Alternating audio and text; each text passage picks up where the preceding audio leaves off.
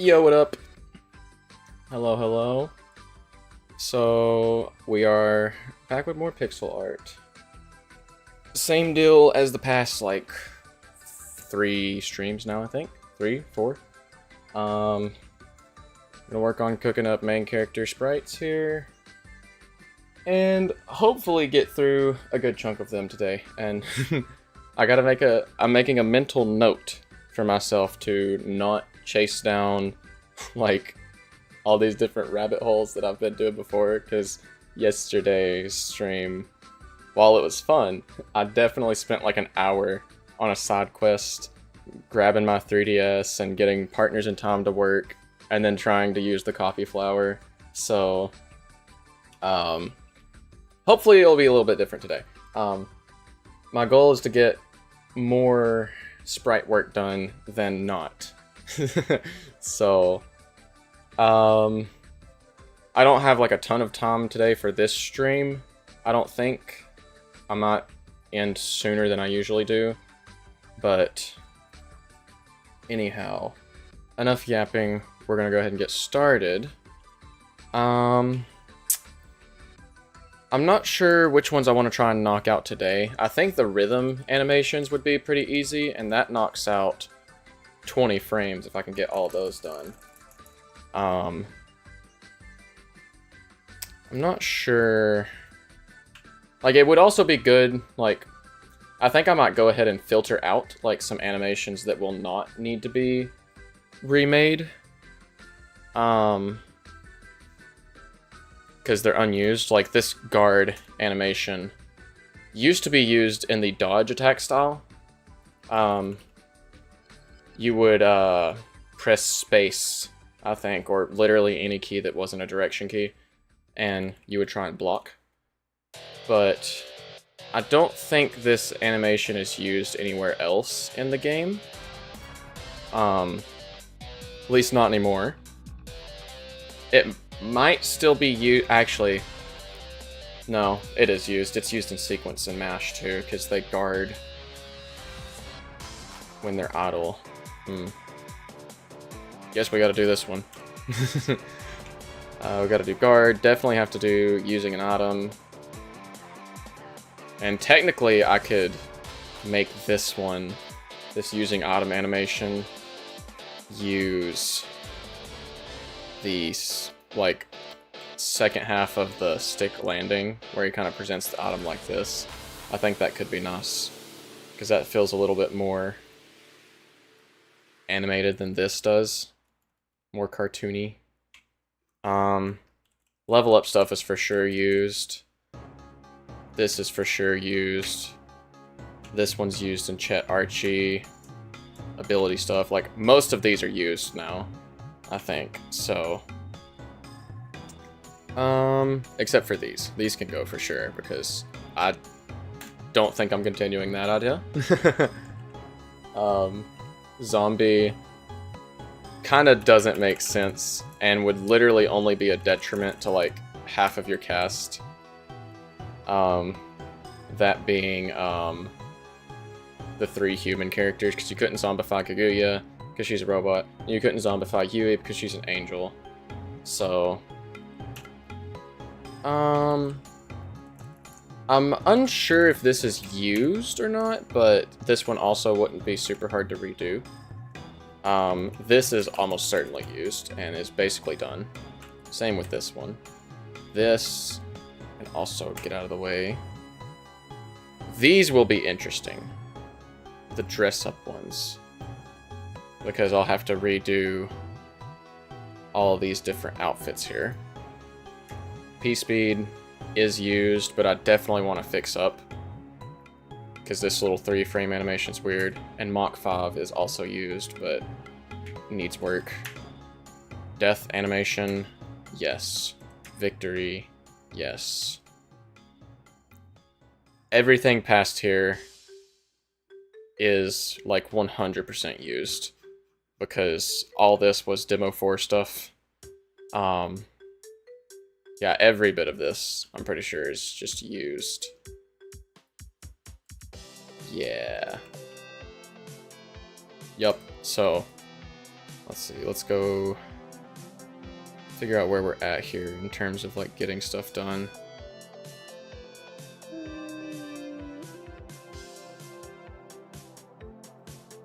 Okay, this is, whip up the calculator for this. 754 minus 319. 435 frames before we hit anything that's been done. So somewhere in the ballpark of like 500 frames left of animation, which that feels daunting considering how much time has already been sunk into this, but hopefully it will just continue to get faster as animations get finished. So enough yap.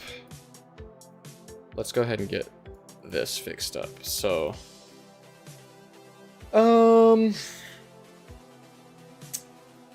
let's see.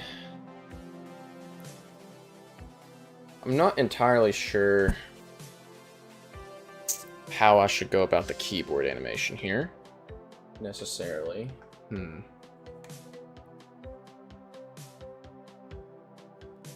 I think I could just go 1-to-1 with what I have now, like the existing ones. So let's get this neutral animation in here. Actually, I might need like a forward-facing one, so I'll take the first frame of the walk.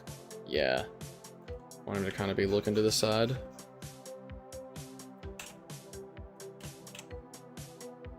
Okay, so we'll have to redo the outline. And I'll go ahead and like add a line here to reference for where the keyboard is, so we can do things with the hands.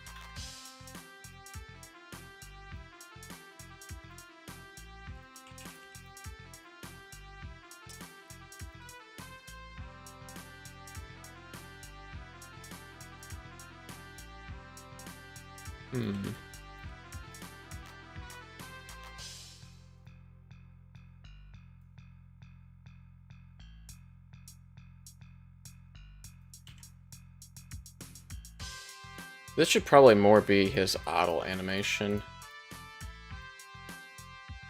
I'm thinking. I'm not sure.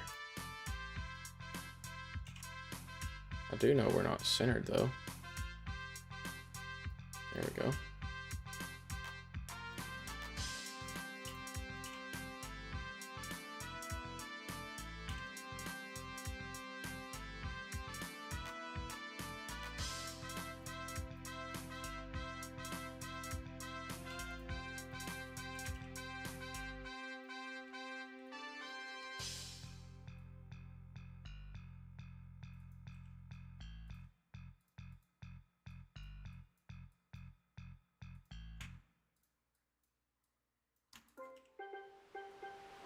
There we go.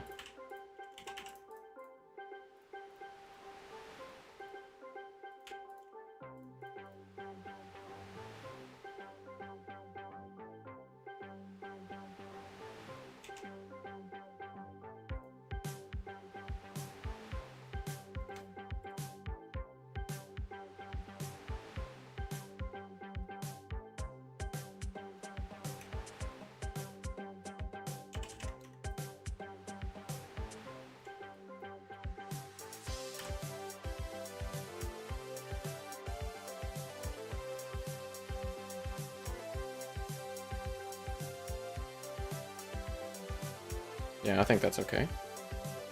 Now just need to actually fix this keyboard because it's not correct.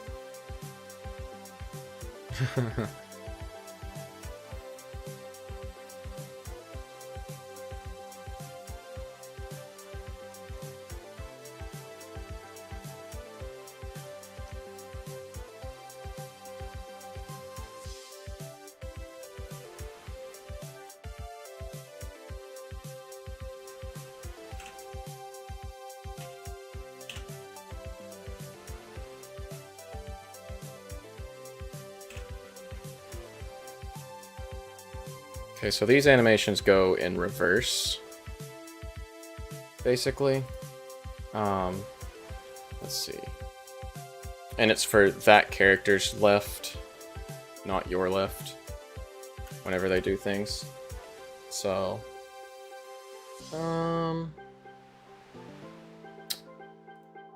let's see.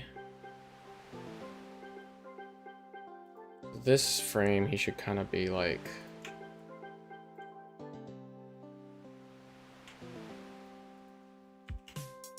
a bit more forward.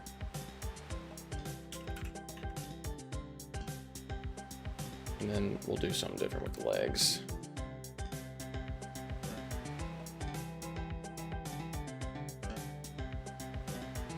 I can actually probably reuse these legs. Oh, heck yeah. Okay. Like, this is like totally obfuscated, like you're never gonna see this, so like...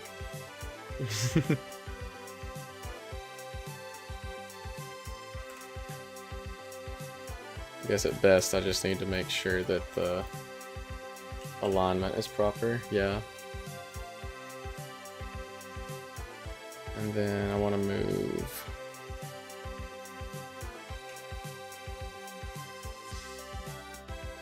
Ah, I got the legs there, I didn't want to grab those. Face, hair. Yeah, there we go.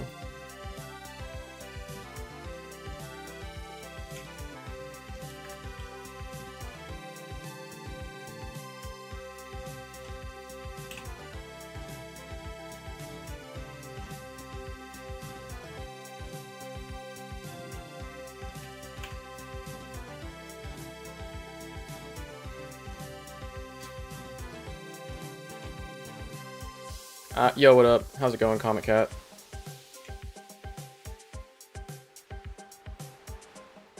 Let's see, I need a pair of legs.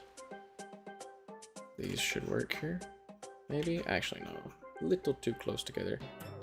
What's going on, Toad? Welcome to the stream.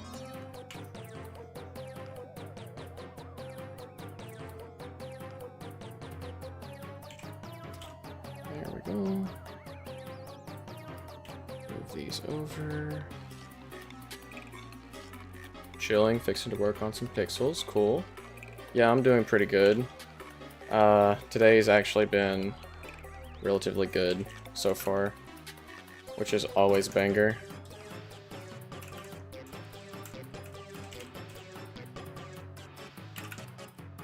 Actually, I don't know if I want these legs here.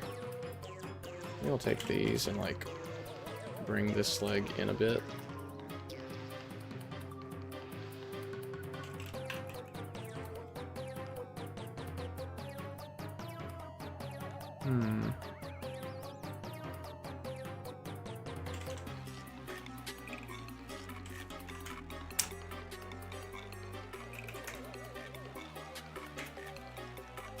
Let's move the face up here.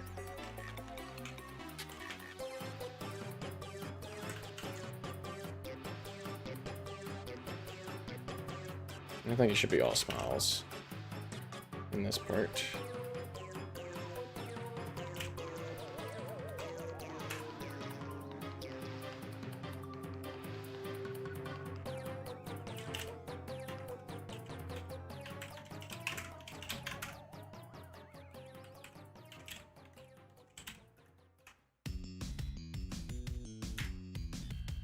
Oh, so y'all watched the Indie World Direct? Freaking Pizza Tower Switch? Let's go. How are we feeling about that? Cause I'm under the impression that McPig is a freaking liar because he said yeah, Pizza Tower, no plans for it on Switch. Yeah, Pizza Tower on Switch is crazy. Early today, I realized something. Since you flipped some of main character's sprites to fix the scarf, didn't it also flip the lost? That's actually a good point. I don't know. I think it did.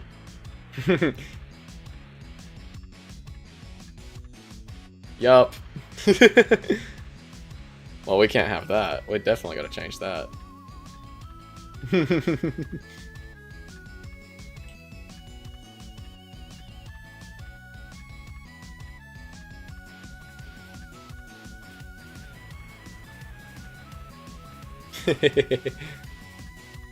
There we go. Yeah, they also added more languages. Yeah, one of those was fittingly Italian.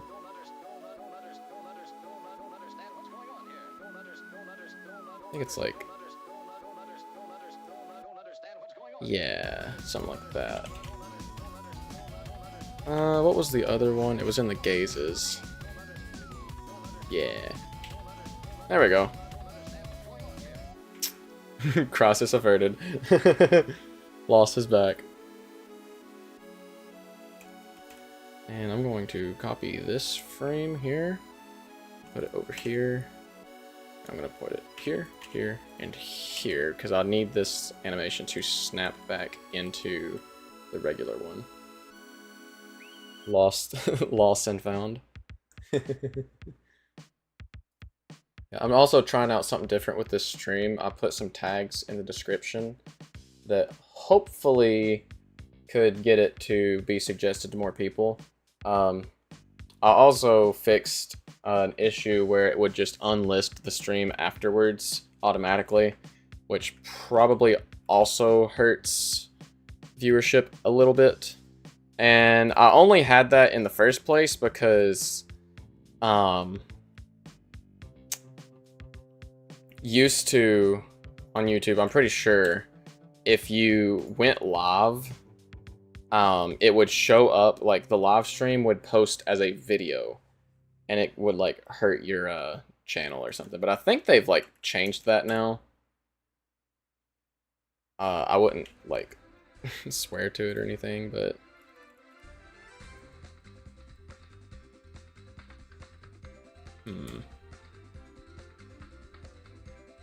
Oh, this animation would go crazy for like a rhythm down. Hold on. What's this looking like?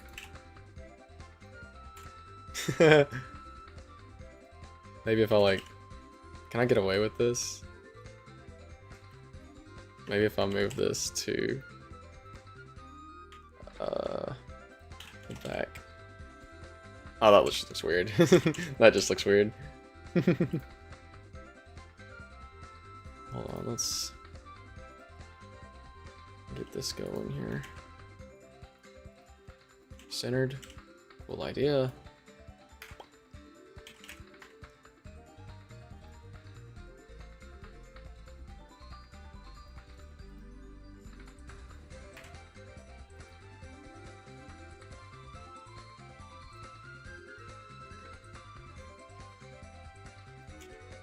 I don't know what kind of like chord he's trying to play here, but I'm willing to bet it's either gonna sound really good or it's gonna sound really bad.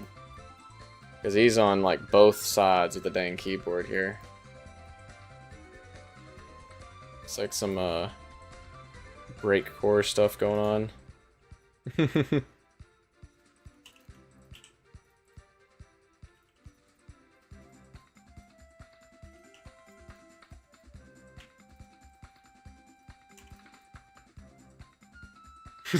Actually, this just looks weird entirely. He looks real goofy. I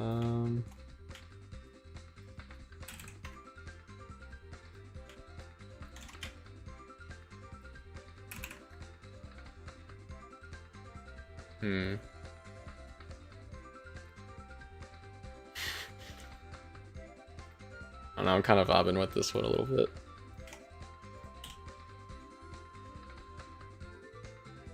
Let's move this stuff up now.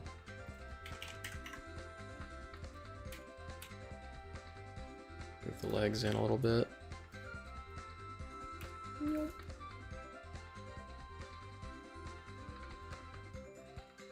Oh wait, scarf is broken. Maybe? No, not really. It definitely is here, though.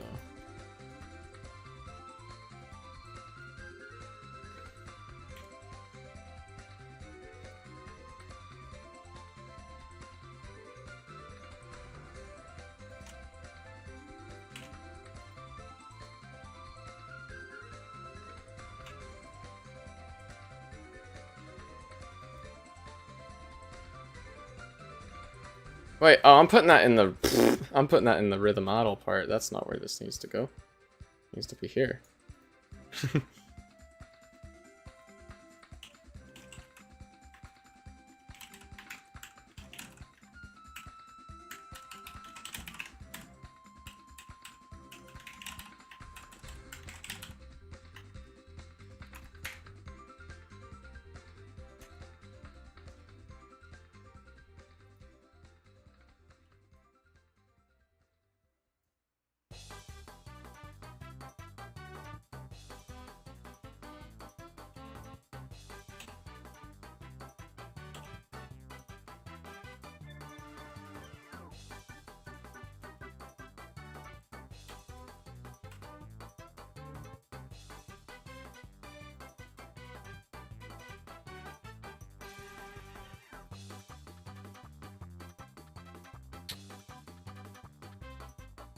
They didn't have to go so hard on the DT battle theme, but they did. I mean, I'm definitely way more partial to Victory in the Dream World than Try Try Again, but both are bangers. Like, Yoko Shimomura, my goat. Like, she's so crazy with it.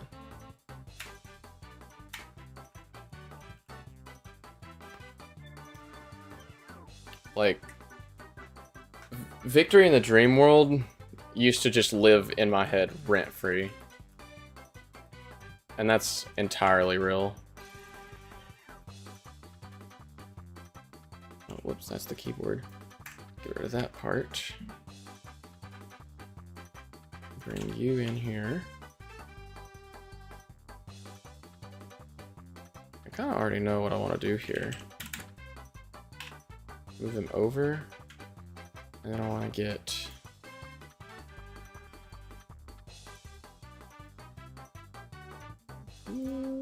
these legs right here.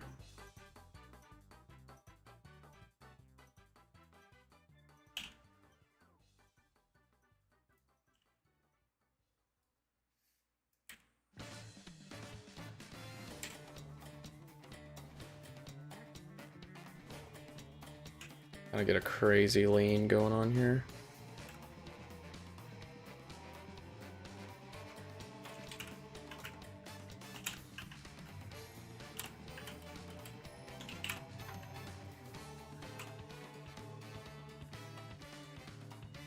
I'd actually probably use this.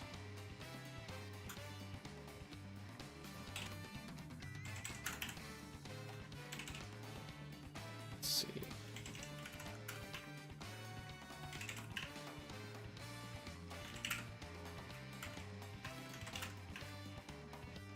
I will need to get the face as well. Where are we at?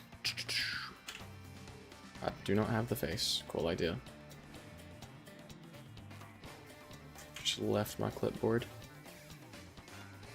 Rhythm, right.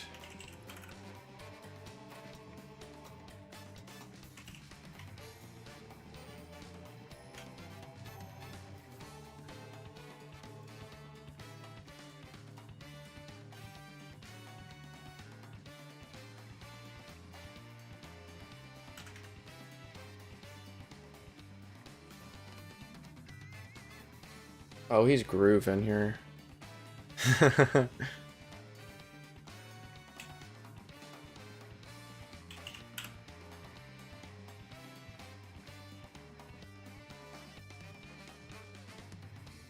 Oh, that scarf is not got proper shading though.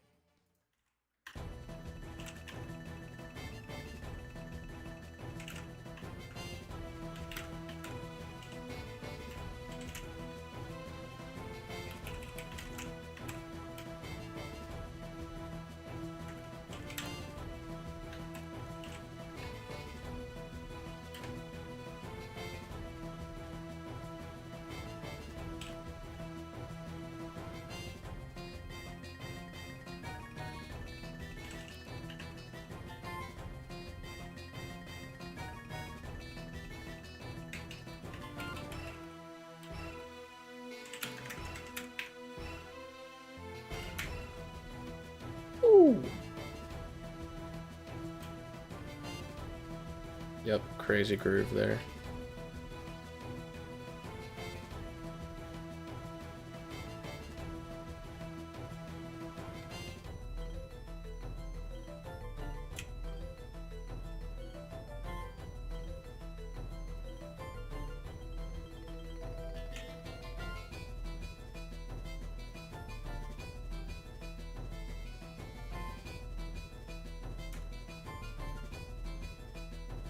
Yep, that one's looking good.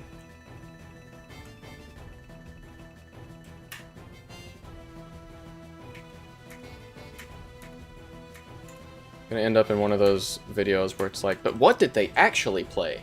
And it's like, it's like someone just like hits on FL Studio piano roll or something.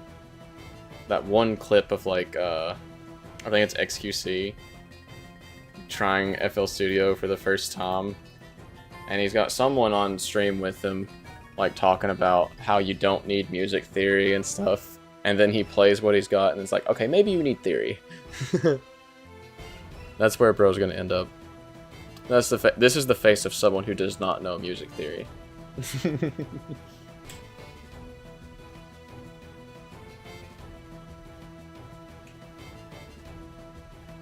Let's see, what do I have that could be used for an up? None of these. Unless I kind of have him do like a point to the air or something. I don't know. The jump, maybe.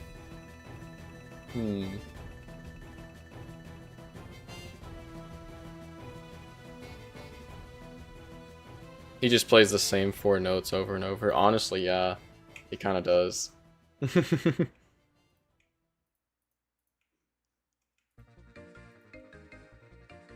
As far as we're concerned, he has like a little keypad or something on this keyboard that it shifts the octave per hand. And there's not enough pixels here that you could reasonably make out where his hand is, so... Like, if I hop in FL Studio, I can, like, Alt and 5 or 4 or 3 to change, like, the octave that I'm working in. So, I mean... Nothing's stopping him from using that here.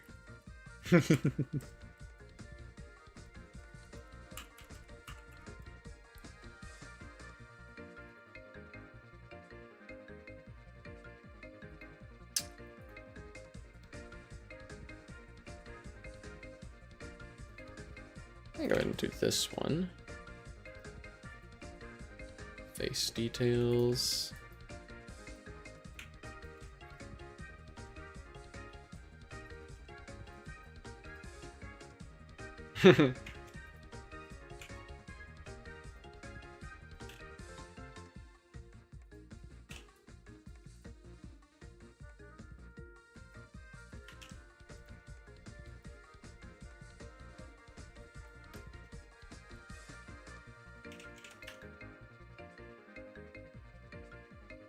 Kind of trying to make it seem like he's looking at you, the player.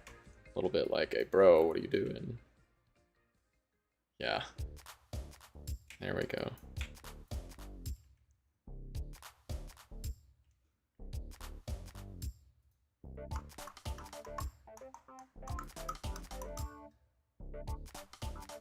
You get the color from this.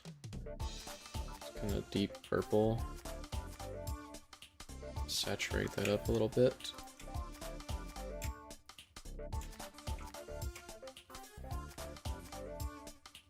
His face slowly melts for every missed note.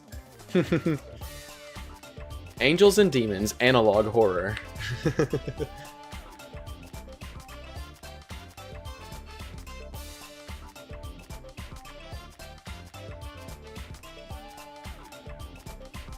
Actually, how would this look?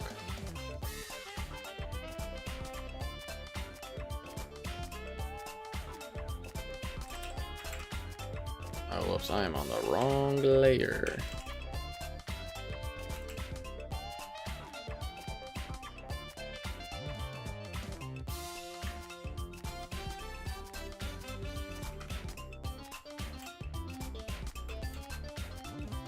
I kind of like this face. Heck yeah.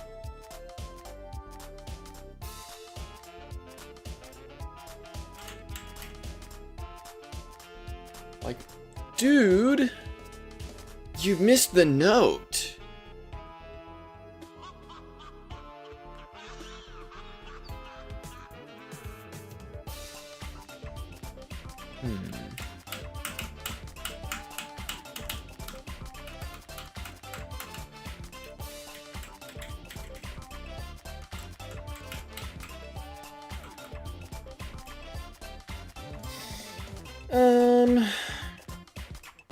Let's see what I got through here. I want to find a frame to work with. Frame of reference that could be good. This is what I need. Yup.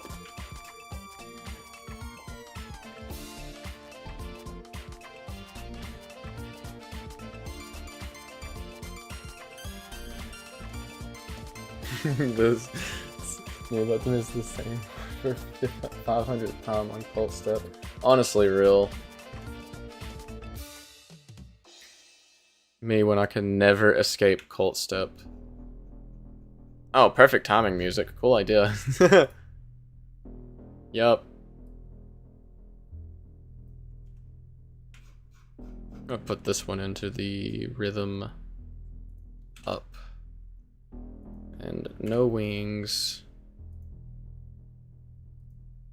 And we can just use the standard... Oh, that's not legs. Standard legs.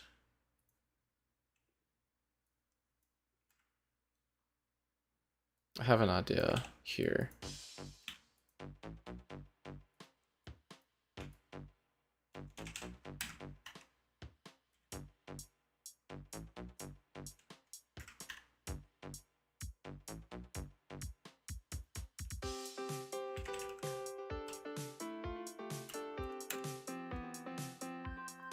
Alright, check this one out. We just move his arms in a bit for this one.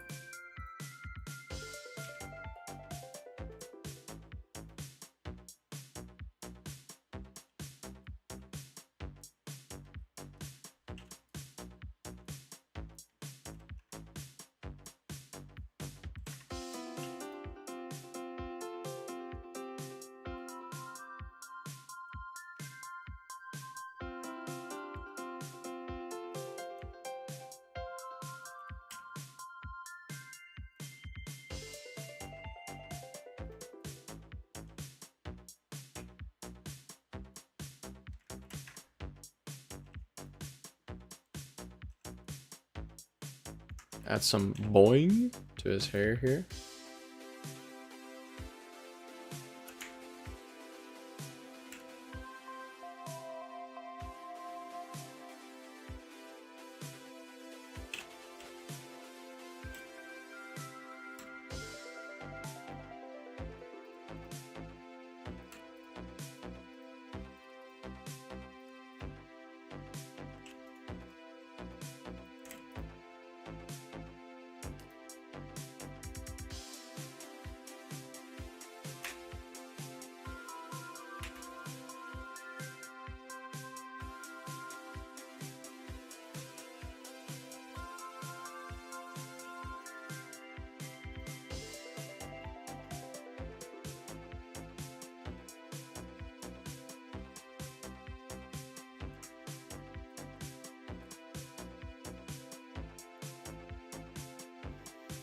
And now for the legs.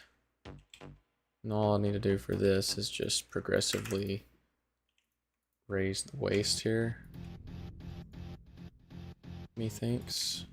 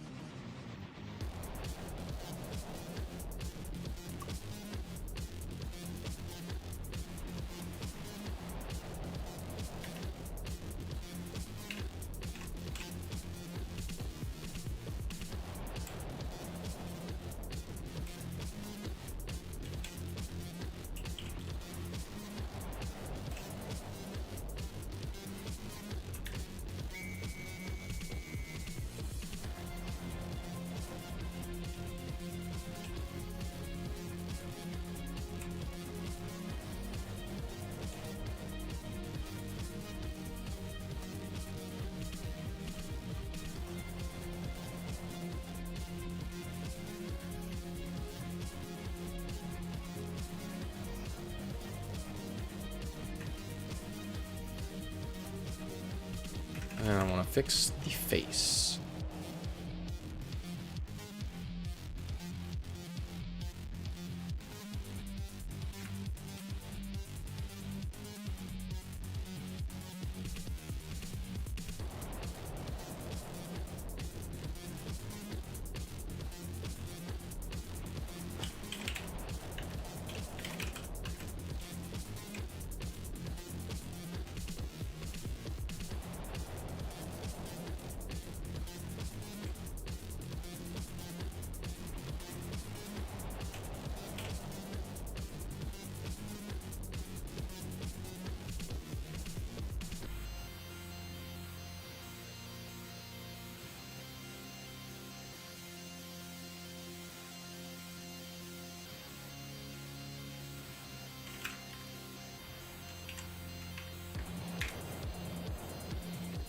Oh, okay. So left, right, up, down. And now we just need an idle.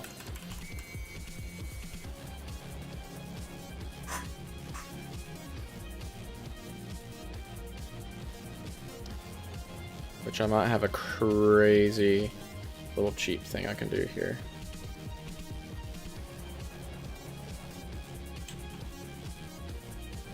That looks cursed. Oh my gosh.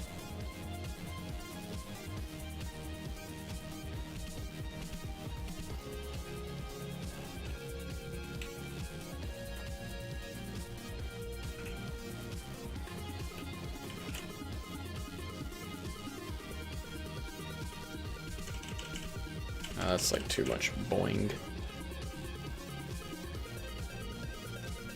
See, I know I definitely want the legs.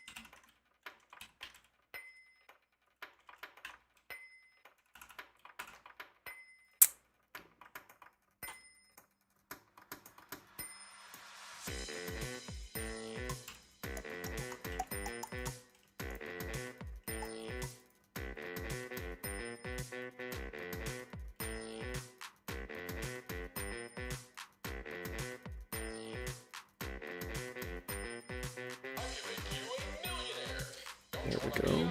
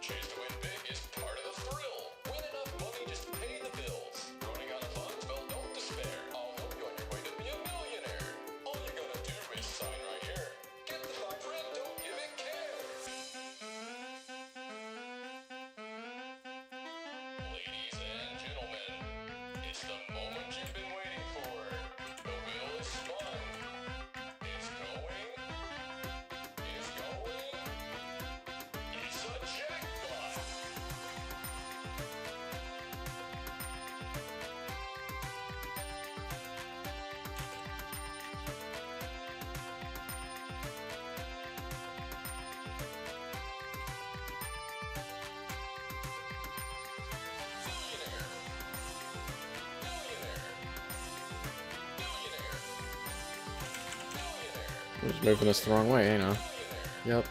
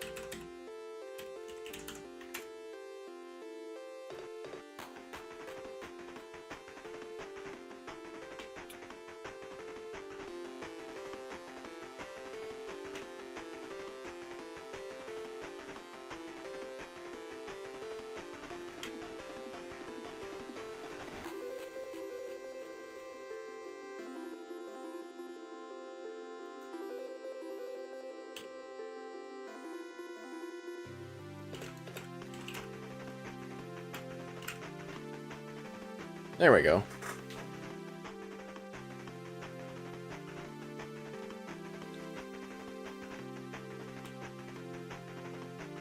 I'm not too sure about this arm here still.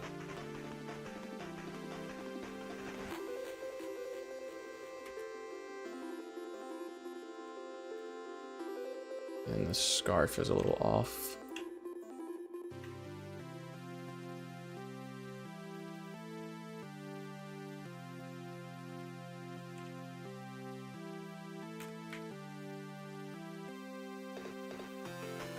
There we go. Now for the outlining.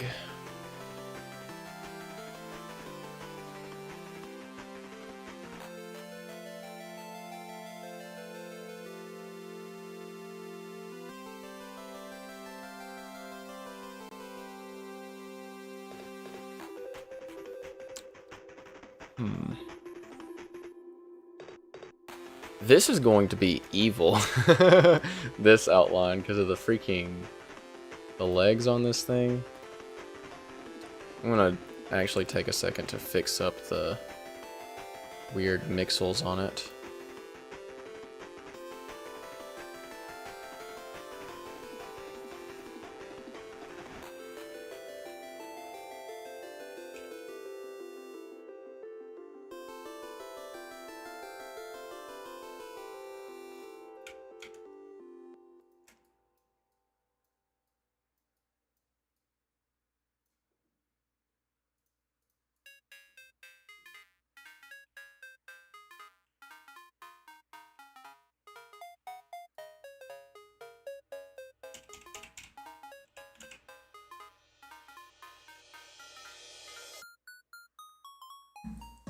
Yeah, that looks better.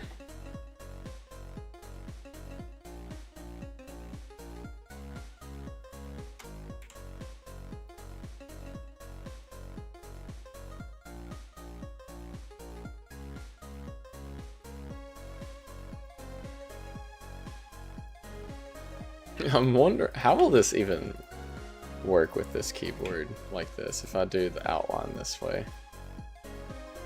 Like, this is going to look... I gotta change this color to be, like, a brighter... Yeah.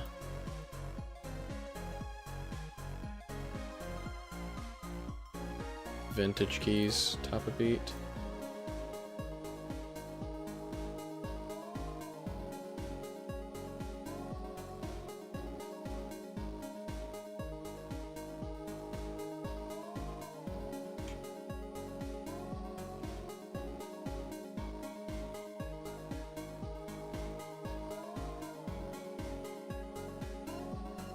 I'm wondering if I have like a good example of this kind of thing happening in like Partners in Time. Like how like I would animate this outline. I should maybe look at that before I commit to doing this entire thing like this.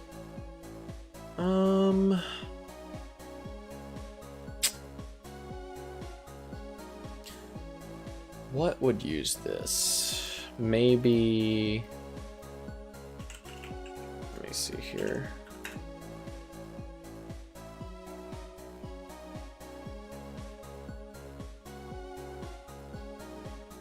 Maybe with the hammers.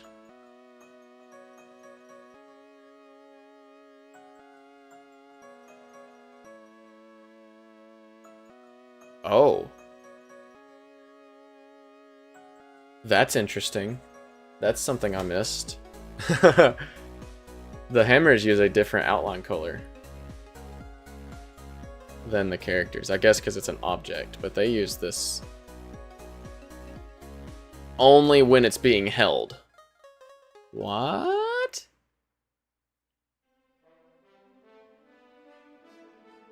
Hmm.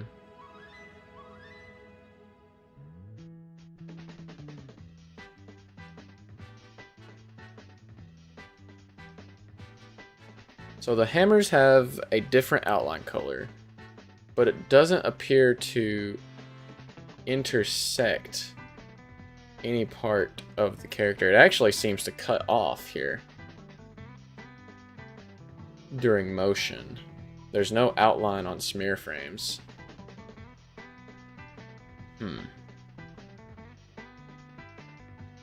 Good to know. There's no outline on smear frames. Cool idea. Let's check,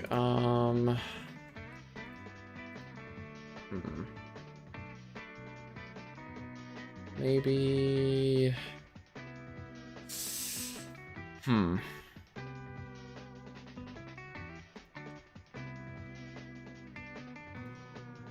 Maybe Pocket Chomp.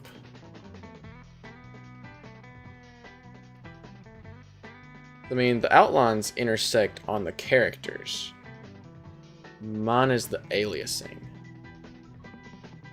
Because this looks like aliasing here, but this is actually Mario's hair. So outlines will intersect on characters, but without aliasing. So maybe I can get around doing this. But actually, let me do this. Just do that on the keyboard. And then manually alias where it does not intersect with our player character here. So the outline can intersect him, but it does not need to be aliased. Except on the outsides.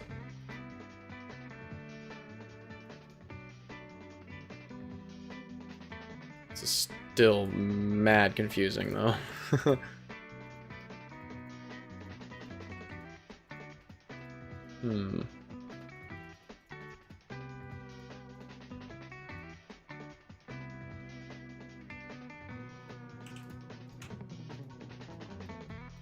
So, oh, my last stream actually got copyright claimed because of this song. And not by Nintendo either. Like, some random page, I guess, or person, or whatever, copyright claimed the last stream because of this song. And like, first of all, that doesn't make any sense, because it would almost certainly be coming from Nintendo. And why would they copyright strike a song that's in their games? And I looked up the group or the person or whoever that did the copyright, and apparently a lot of people have had an issue with it, like where this person copyright claims their video for genuinely no reason other than fraud, and it might hurt their monetization, which that doesn't affect me anyways because I'm not monetized, so it's like a nothing issue for me currently. But if I do ever get monetized, it could be an issue. So I don't know. Whoa, what's going on there?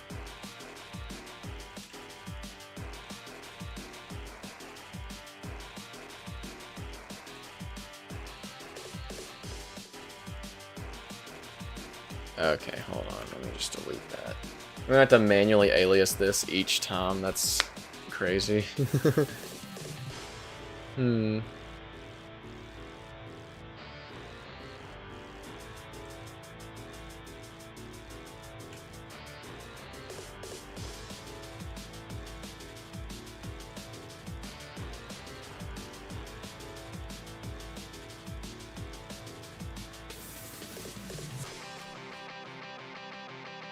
Music and games don't matter for safety because Disney likes to claim Kingdom Hearts music that's in their games anyways. Yeah, but that's also Disney, and like Disney doesn't exactly have the best reputation for stuff like that, I guess. Especially after like whatever that lawsuit was that happened recently where like someone signed up for Disney Plus using a free trial, and because he used that free trial, he also waived like arbitration rights or something like that, so he couldn't like the family couldn't sue after what happened to him, which is really messed up. And there was a lot of backlash. And then they're like, okay, guys, we won't sue. We won't sue them. We'll reach an agreement. Like, bro, you kind of already showed your colors there. You know, your true colors have been shown about what you really care about, and that's in your infinite wealth, not losing like 10 grand because someone had a horrific event happen on, like, because of your stuff. You know, I mean, I don't know. I am not a big fan of Disney. And that's one of the many reasons. Like, as if I needed any more reasons, but...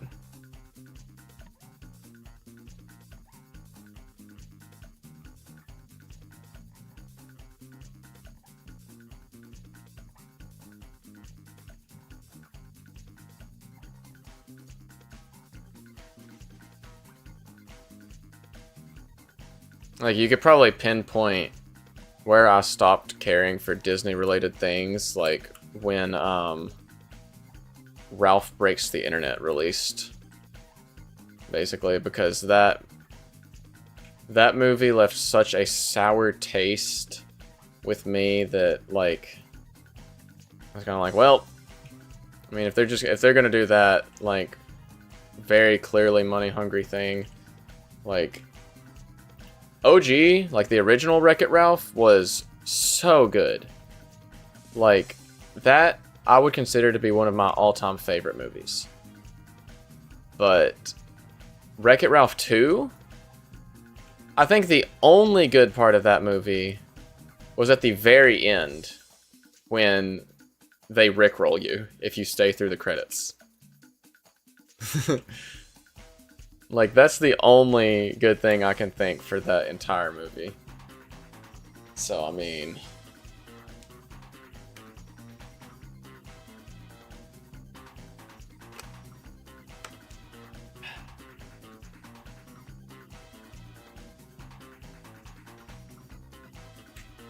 I feel like I'm gonna miss aliasing on this keyboard because of how complicated the stand is. And I'm not gonna notice it until like months later or something.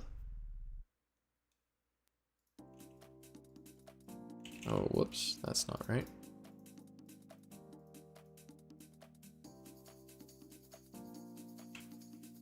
Thankfully, putting it on here is relatively methodical.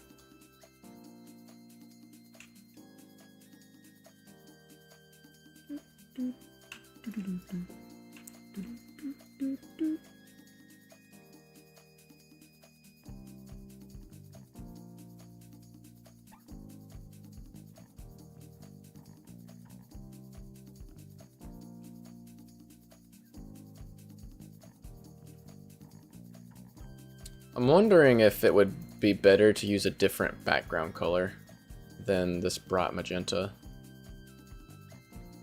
Like, it contrasts pretty well against everything, I guess, but just wondering if there's a better solution. One that's a little easier on the eyes.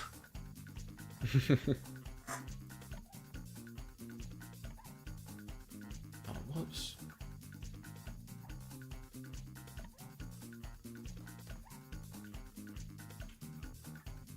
And then something color theory. Could use bright blue, but I think that would be worse, actually. Solid red wouldn't work because the there's too much red on main character. Oh. Oh. I have a timer going off on my phone. Okay. This will be a good time for a small stretch break. So I got some food in a slow cooker. That timer is for me to go stir it. So I'm gonna hop up and stretch a little bit, and I'll be back in just a few moments.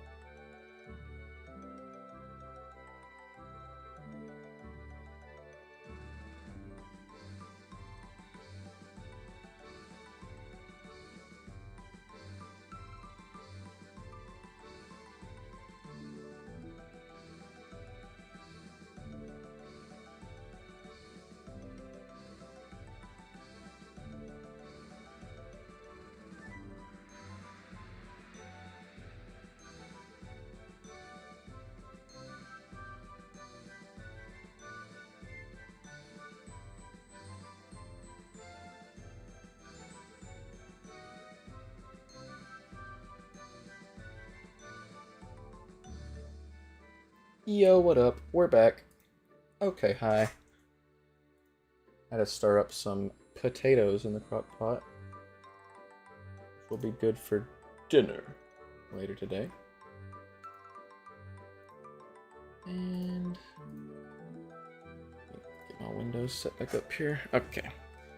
So this outline, since it is the exact same in all of these, boom. Now we only have 3, 6, 9, 12 left. And I can cheat a little bit.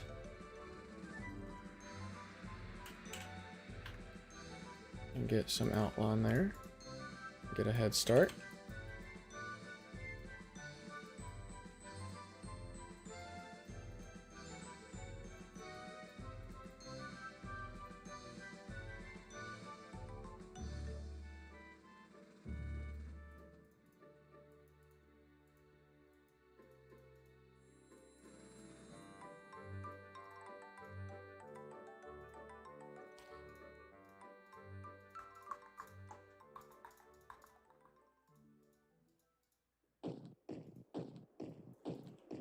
Uh-oh, banger alert.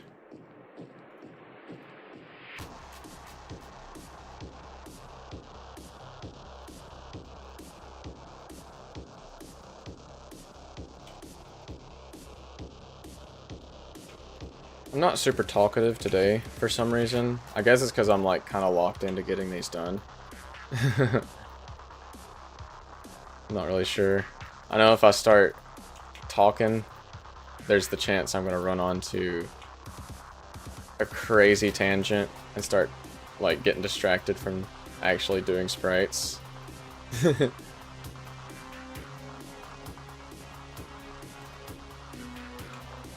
and me both, honestly, so fair. It's like, I don't know, I'm feeling like high energy today, I guess. Like, I had a lot of energy before I actually sat down to stream. I'm not exactly sure why, but like, I was like, you know, I'll use this, I'll go burn some energy on the treadmill before, you know, I sit down for the next 2, 3 something hours. So what I actually did is I found that for me, for like a good jogging pace, Slurp is a good BPM, actually. I had it playing on my phone. I had my headphones in, and I was just listening to Slurp, and I think it's 130 BPM, but literally every single step I took was synced to that music. Like it's basically like I was just like playing Angels and Demons, like just on the treadmill. Like, maybe, I don't know if it's just a me thing, but like if you're listening to music while you're moving and your steps sync up with the music, it's just like, you do not run out of energy. Like you could keep going until like you like have to stop, like you desync yourself from the music somehow or something. At least for me. I had one scenario kind of similarly to that a few weeks ago. Me and my brother went to a park, and we were basically, it was like roughly a 1.25 mile trail, and we ran it, and he's like much faster than me, so like I was kind of like behind, but I just had like, I started with one song playing, and then I kind of like transitioned over to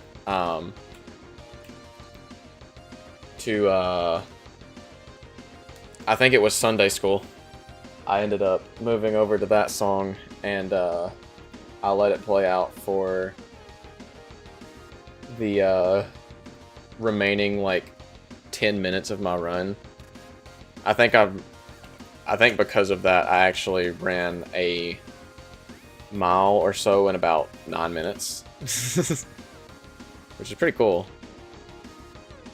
Especially considering that I currently have a mostly sedentary lifestyle. Where I'm not really moving a lot. Which is not good. I'm gonna be on that movement grind. Somehow, some way.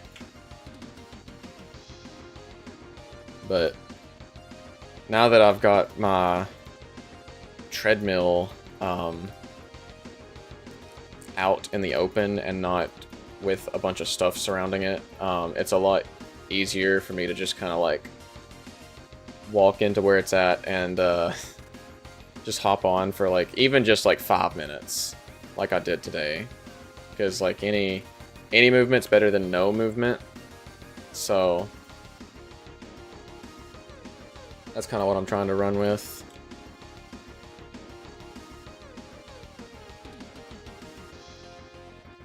I just can't like overdo it, because then that'll cause more problems than more problems than I need, which for the record is 0. I need 0 problems.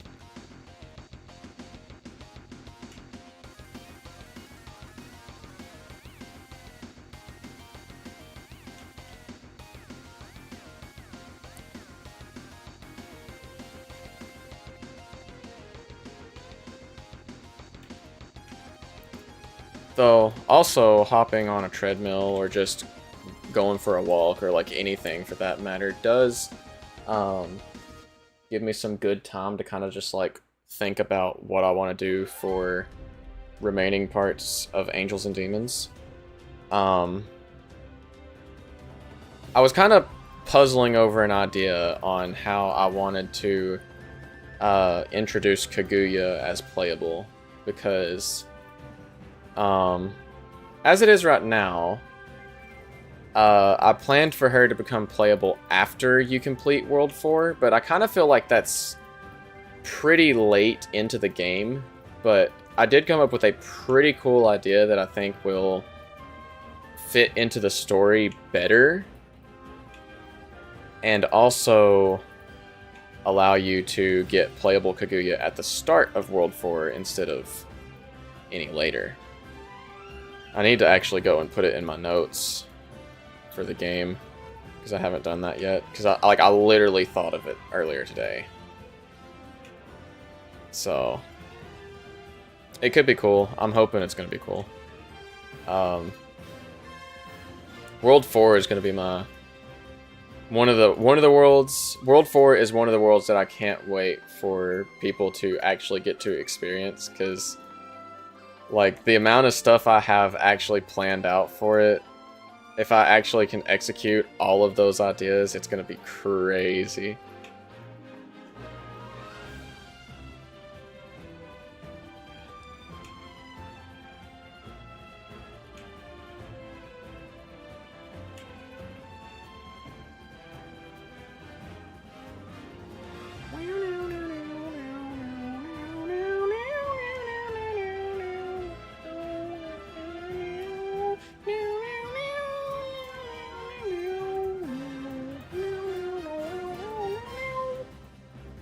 I love this song.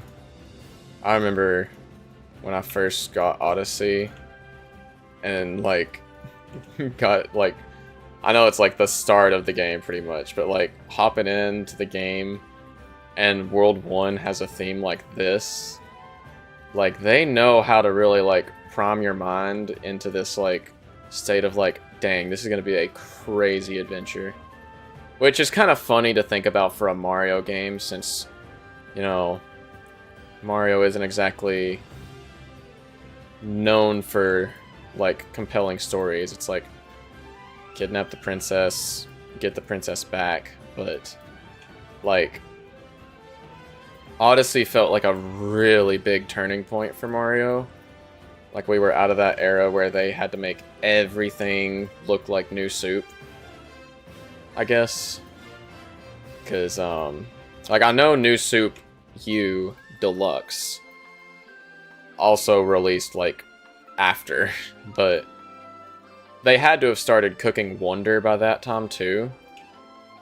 So like, I think they knew that they were ready to move out of this kind of like, what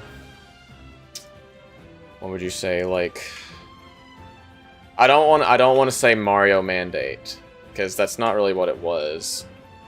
Like more of like this unified design idea where the games were more consistent, I guess, is what they were going for. And like I can understand why they would go that route, because I mean, as long as people are happy with it, then there's not really a reason to change up the graphics that much. But you could tell that people were getting kind of burnt out of the new Super Mario Bros. Art style, because they, like, you had New Soup DS is where it originated, and then they solidified it with New Soup Wii, and then you got New Soup 2, New Soup U. Then you had DLC for New Soup U. You had DLC for New Soup 2.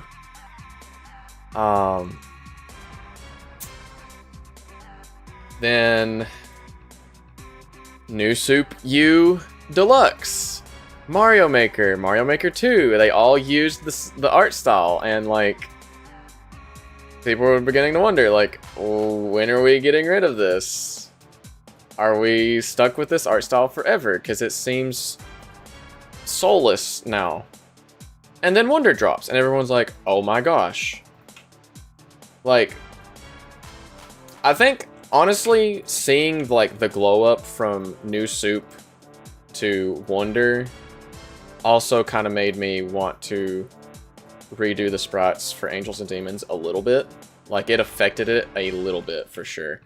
Because, like, the New Soup art style is, like, vanilla ice cream.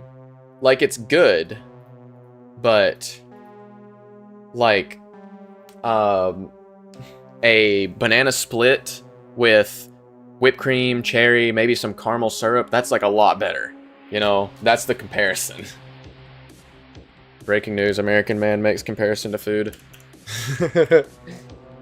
But like the point stands is that like what they had was good and it worked, but there was much better things that could have been done. You know?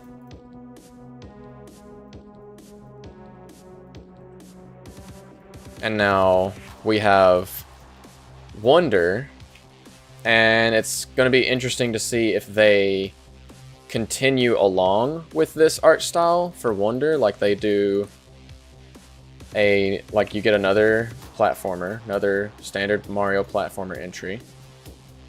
Will they do another new art style, or will they stick with the Wonder art style? Because like Wonder kind of feels like it feels like the end of a series, kind of, in a way. Like, I guess it is, because it's the first Mario platformer, like 2D platformer, that doesn't have Super, I guess, like new Super. So they've finally ditched the new. So we went, we're kind of like in the next era of it, where they're kind of returning to their roots, which is the OG Super series, I guess. Because we had Super Mario Bros. And then Super Mario Bros. 2, which, you know what, had a different art style. Super Mario Bros. 3, which had a different art style. We're not going to talk about Lost Levels, because that makes this analogy not look as good. We had Super Mario World, and then I mean, I'm not gonna go into the 3D games because those don't really fall into this category, but Then we had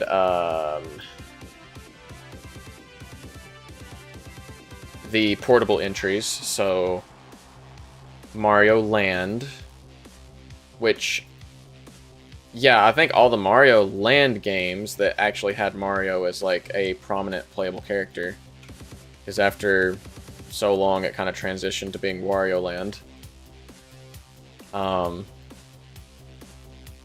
They all did different art style things.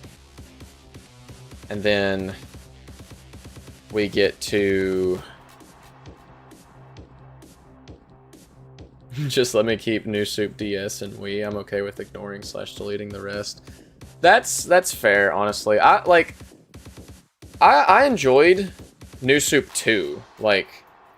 I'm a sucker for the Tanuki leaf. Like, that's one of my favorite power-ups. Like, second, well, maybe not second too, but like it's up there. I really liked the penguin suit, so I'm biased towards the Wii version. But I also really liked the cape feather from Mario World. Like, even though like it's kind of troll, cape feather's kind of troll in that if you get it through a level that doesn't have a ceiling, you can skip the level. So I can understand why they don't use that power up anymore. Propeller mushroom was pretty cool, but not exactly my favorite, because it seemed like it took the worst parts of the cape and the Tanuki leaf, I guess, and made him an ability. Because like you get the boost that you would get for gaining P speed, I guess, in a way, but you don't get to, you only get to go up once. Like, from a balancing perspective, yeah, but like, does a Mario platformer really need to be balanced? Like, we're kind of in this age where how the player wants to play the game is the ideal way of designing a game. Like, giving the player a ton of options and letting them kind of pick the way they want to go through things. Like, that's kind of how I've been doing Angels and Demons a little bit. Like, there's some things you have to do a certain way, but very few things. And once you get, like, your character abilities and stuff, like, the platforming kind of becomes a suggestion. Then you have equipable items, which is like, you get to tweak even more how your characters function. Wonder fixed that with badges and such. Yes, like badges and the power-ups even. Like the drill shroom, that one, like you can skip cave levels in a sense. Like you can just stay burrowed in the ground and avoid a good chunk of the enemies and the platforming. The bubble flower, you can skip entire levels provided you learn to jump off of the bubbles and go relatively quickly. Like, it's just fun. Like, if that's how you want to play the game, there's nothing stopping you from doing that, basically. And I think that's like really cool from a design perspective, because like everyone can play through the game in a different way. Like, if you want to go through the game as fast as possible, you know, in Wonder, you go through World 1, you go through the secret levels, and you get the dash badge, like the hopper one, whatever, that lets you... It's basically like Hold Right Simulator, I guess, but you move quicker. You get that, and then you're set, basically. And you just... It's a matter of how well can you play up until that point. And of course, there's a few skips that people have found, like with multiplayer, to skip the entirety of World 1, pretty much. Then, like, say you want to play casually, then obviously, like, there's badges that help you to not die, like high jump or the crouch jump from SMB2. There's the one that when you fall in a pit or in lava or something, it basically bubbles you back to a safe spot real quick.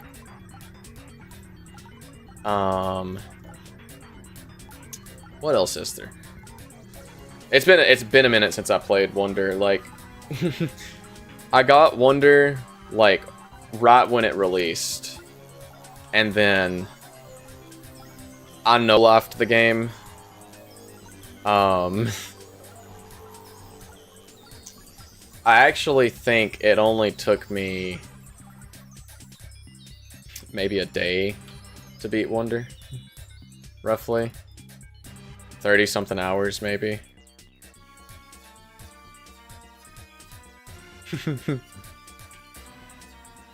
Not a long time at all, but like, I mean, what can I do? I mean, I'm making a platformer game. I'm naturally good at platformer games. That's like my element.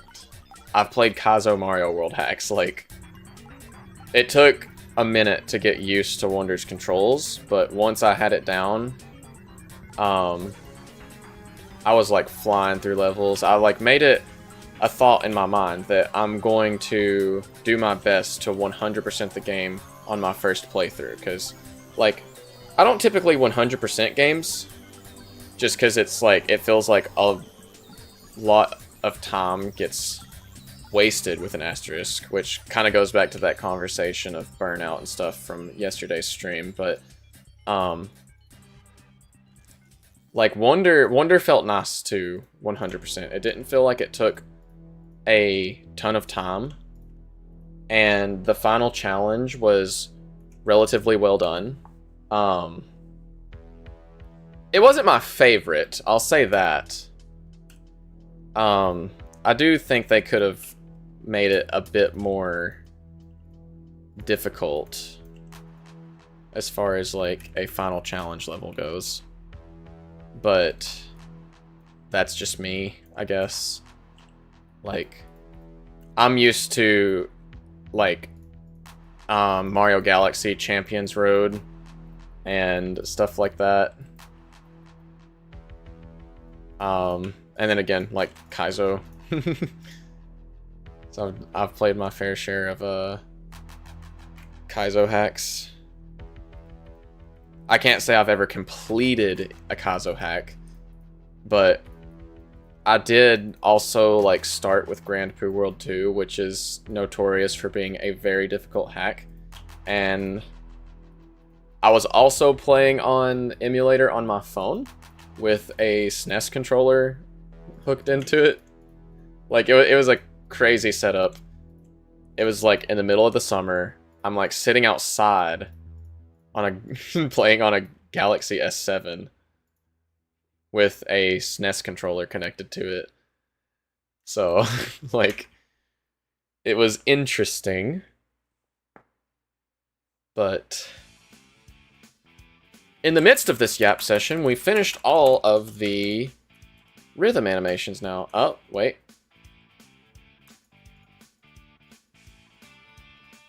Caught it. There it is. Forgot to hit some outlines with it. I gotta go through all of these. Makes me wonder what they'll do for the next 2D Mario game. Either something new, Wonder 2, or bringing back the old new formula. I hope they don't bring back, like, the new soup formula, honestly. Like, maybe power-ups? Like, sure, bringing back power-ups would be okay. That wouldn't be the end of the world, but like, if they just outright went back to the old style, like, I can't imagine the game would do super well. Solely because, like, a lot of people would be turned away from buying it just because it's back to old soup. Though, a Wonder 2 or maybe like a DLC would also be kind of crazy.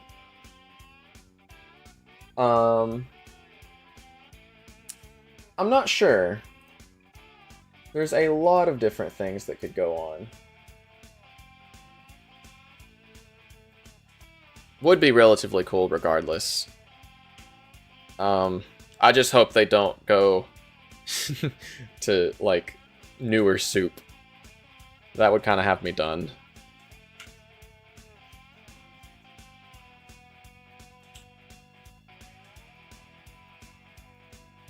Oh, this is the outline layer. LOL.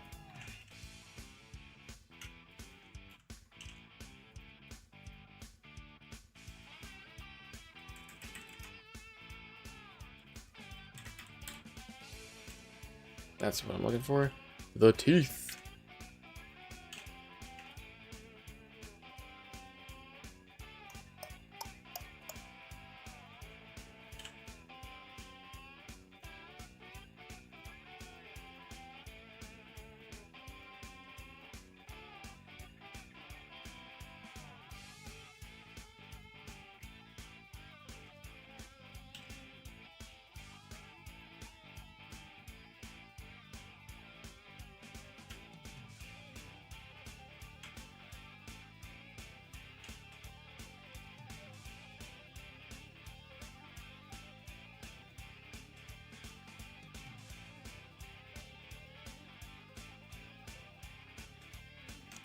Yeah, I think I can actually just put this whole thing here, like, kind of have it, like, start the walking animation, but make him, like, shocked. Yeah.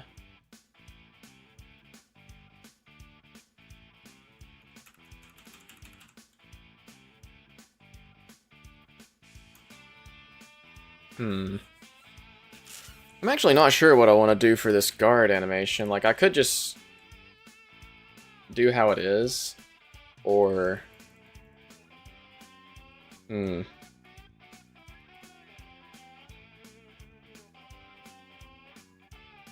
What pet would Yui have?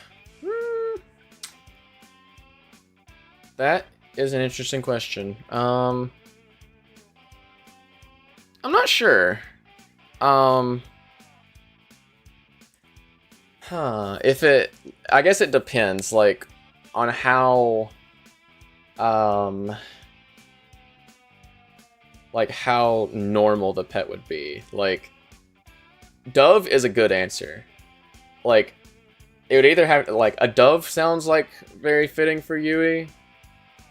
Turtle dove. Or... maybe a butterfly, if she wants to be like an insect keeper. I think Yui would like butterflies. Yui would be a fan of Tippy from Super Paper Mario.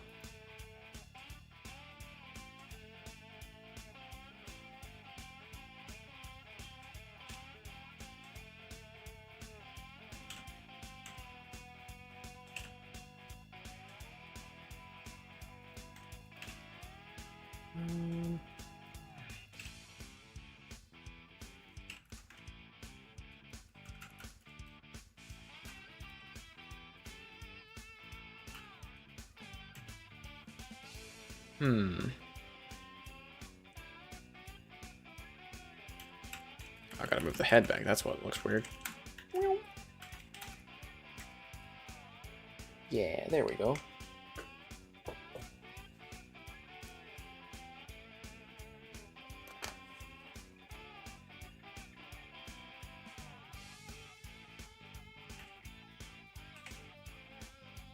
Let's see. Kind of want to have him... Oh, scarf issue. Wow.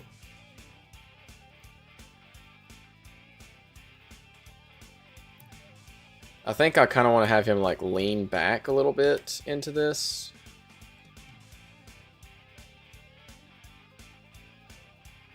Maybe. What about Hector and Autumn? I'm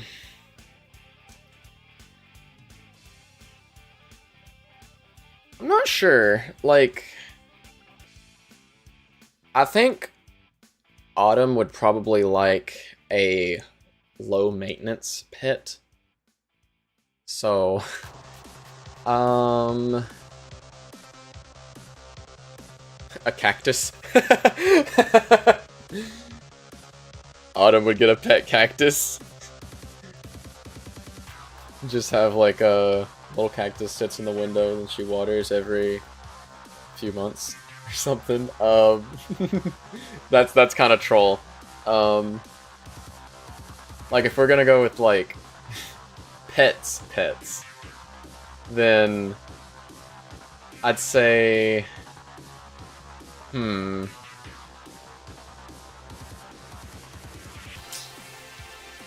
Autumn does kind of feel like a cat person a little bit, but also at the same time, like, she doesn't seem like the kind of character to also like cats, I guess, in a way. Hector would have a pet rat. Interesting. I'm not entirely sure. Like, I feel like Autumn would be scared of cats in a way. Like, she'd kind of get where, like, if she was to hold a cat, like, she could pet it, but if the cat, like, started kneading or, like, put claws out or something, she'd lose it. She'd lose her mind. That's kind of how I'm, like, immediately thinking an interaction would go.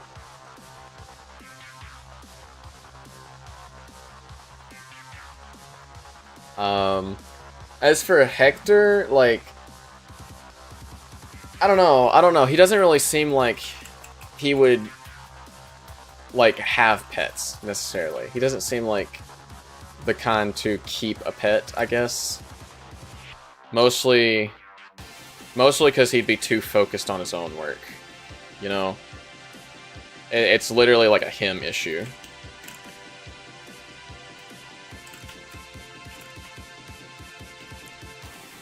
But, like, main character could be basic in the sense that, like, he'd probably have a dog.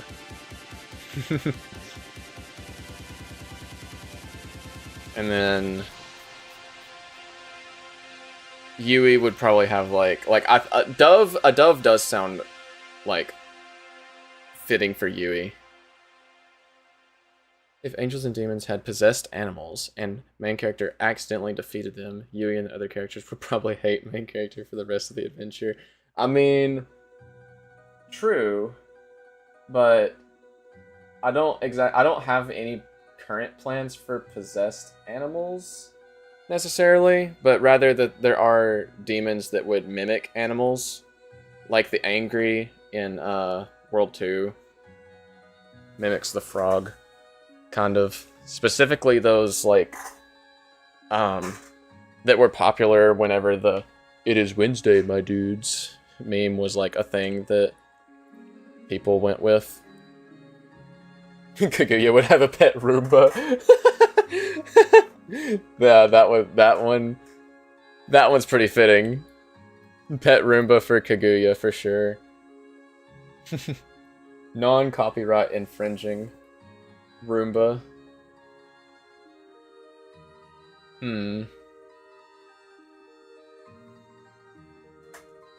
Maybe I should give main character a dog and I'll just, like, design it after my own puppy. Or one of my own puppies. I have, 2 puppies. They're, like, little, weenie dog mixes. A small brown one named Sophia. She got brown fur. And then a bigger, in, like, all regards, like, longer, fatter, but almost hairless white Chiweenie named Baldy Nosehair. And no, I am not kidding. That is her actual name. My precious Beanos. She intentionally throws dirt on the floor to feed the little Roomba. True. I have like a few like art things that I want to do, like art pieces that I'd like to make involving the characters and kind of like expanding on the universe a little bit for Angels and Demons. Or maybe not the universe of Angels and Demons, but just like following like little side quests that the characters would do. One of those would be like a beach trip kind of thing. So it'd have all the characters like hanging out, having fun at the beach, except for Kaguya, who's like sitting off to the side under an umbrella, looking all angry because of 2 reasons. 1, she might overheat being in the sun. 2, water. 3, sand. She'd get sand in like little creases of her servos and stuff, which could mess her up, I guess. I don't know. Please add Yui angry with the player choosing bad words in the name. See, I actually used to have a bad words list in the naming screen that would not let you name the character something that was considered a swear. But I also removed that because I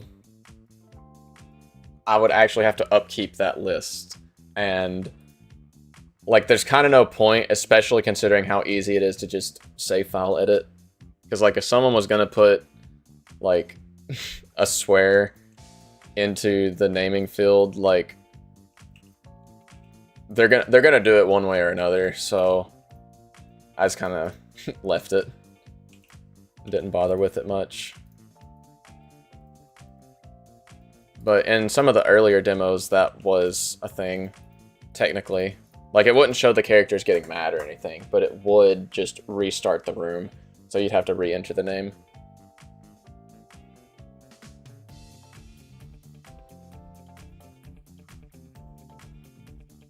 Yeah, there really isn't a point in the single-player game. Like, now, for this, like, online part, maybe. But that's not baked into the server either, because like the LAN server stuff, like the server app, isn't really meant for you to do online things with. Like, you can if you wanted to, but because I'm not a security person, right? Like, I'm not a like, I did not put any kind of like special network security into the server. Like, it's as is, basically.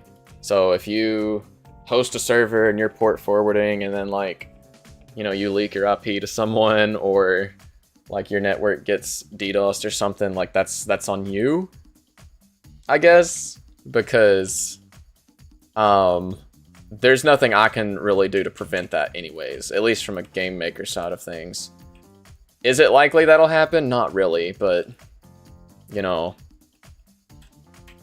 figured I'd mention it anyways. So, like, if you are going to port forward and host an online server, make sure you're, 1, only sharing it with people that you trust, or probably know IRL. And 2, that, you close your ports afterwards, because,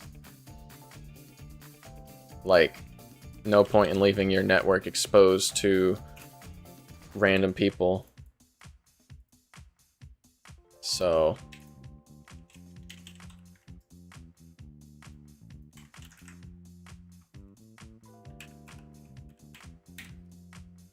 let's see. But it would be funny. I mean, yeah, it would be a little bit funny, but also, like, having to put that list in and maintain it now is, like, more of an issue, because, like,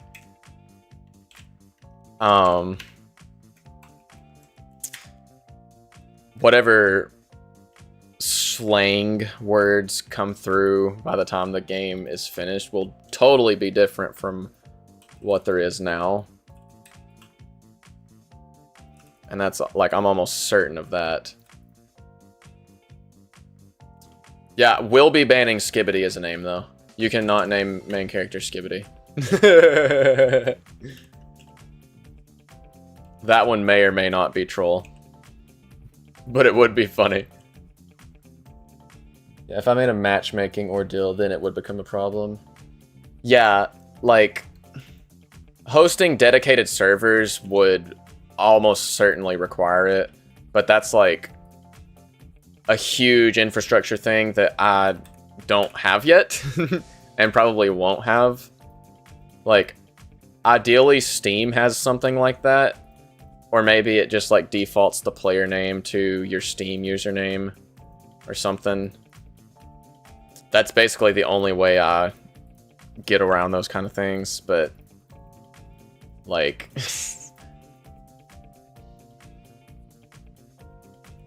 what do we got here?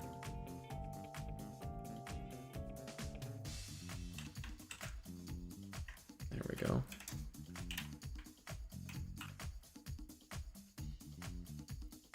I'm not sure how like other games really handle that. Like if it's casual and with friends, like I don't think it matters, mostly because at that point like you're probably going to know who's joining the game at that point, so it's not going to be like someone's joining the game solely to troll or to like ruin a stream or something like that, because stream things would be like bannable,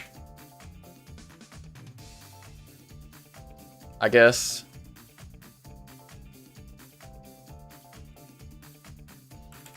But like as of right now, there's like no point in doing it for how it is, because it's all the stuff is intended to be like hosted locally. Like the LAN multiplayer is mostly just because like how taxing the local multiplayer actually is. Like if you have friends like locally that just are able to bring a laptop or even their desktop or something, then it's like it's technically just like more processing efficient, I guess. I think I want to do this like bump here.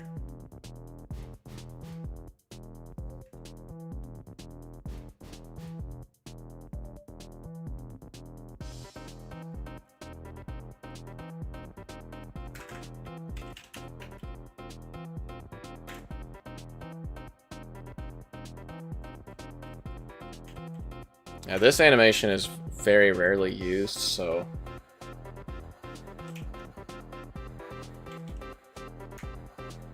yeah, there we go. Cool idea. Go ahead and outline this one up.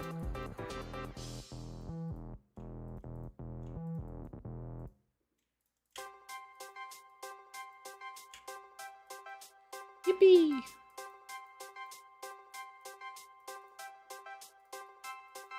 I kind of thought about releasing some like post-launch updates to the multiplayer thing, but like the server, like adding new modes, but I think I decided against it because that's a lot of work, and I think that getting the final game ready is more important in a way. Like I had like a crazy idea for a mode that would be like a 5v5 capture the flag kind of scenario. And you'd have like a big mirrored map, and each team would have 5 players, each controlling a different character.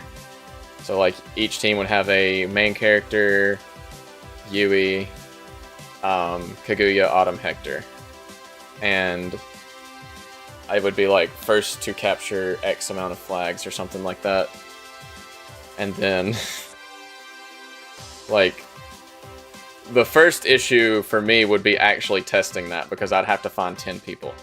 I'd also have to get a dedicated server, because otherwise I would be having to share my actual like local IP address to anyone who I needed to help test, which is not good.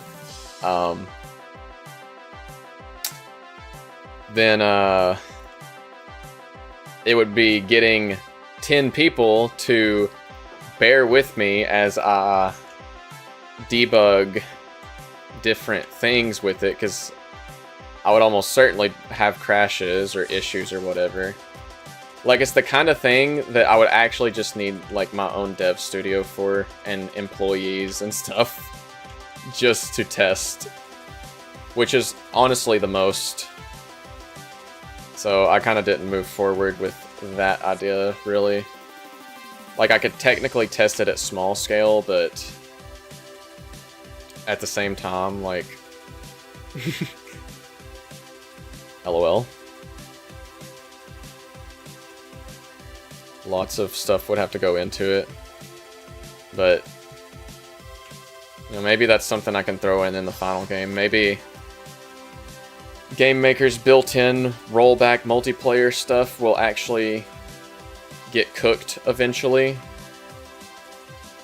because like it's just kind of in this weird state in the engine right now, where it's there and it sometimes works, but it's not really meant for anything at scale, and they were like, yeah, we might have like dropped the ball on this one a little too early, so we're not really messing with it until the next runtime, which is in beta, and they are saying like, oh yeah, expect it by the end of the year.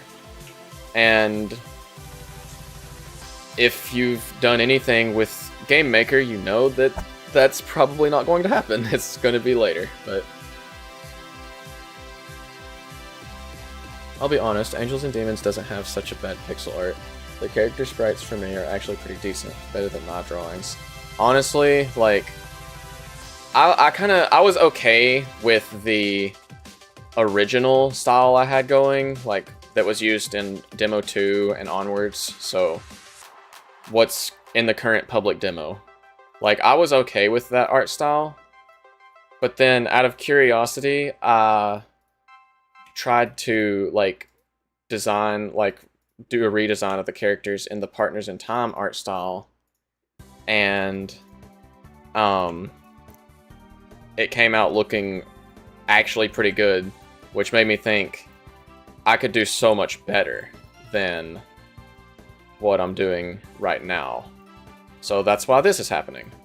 The whole sprite rework. It's because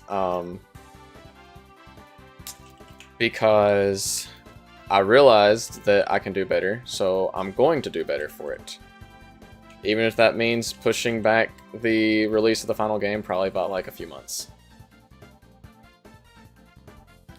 Yeah, that's true. People who criticize it have never drawn, or they don't know how difficult it is to sprite.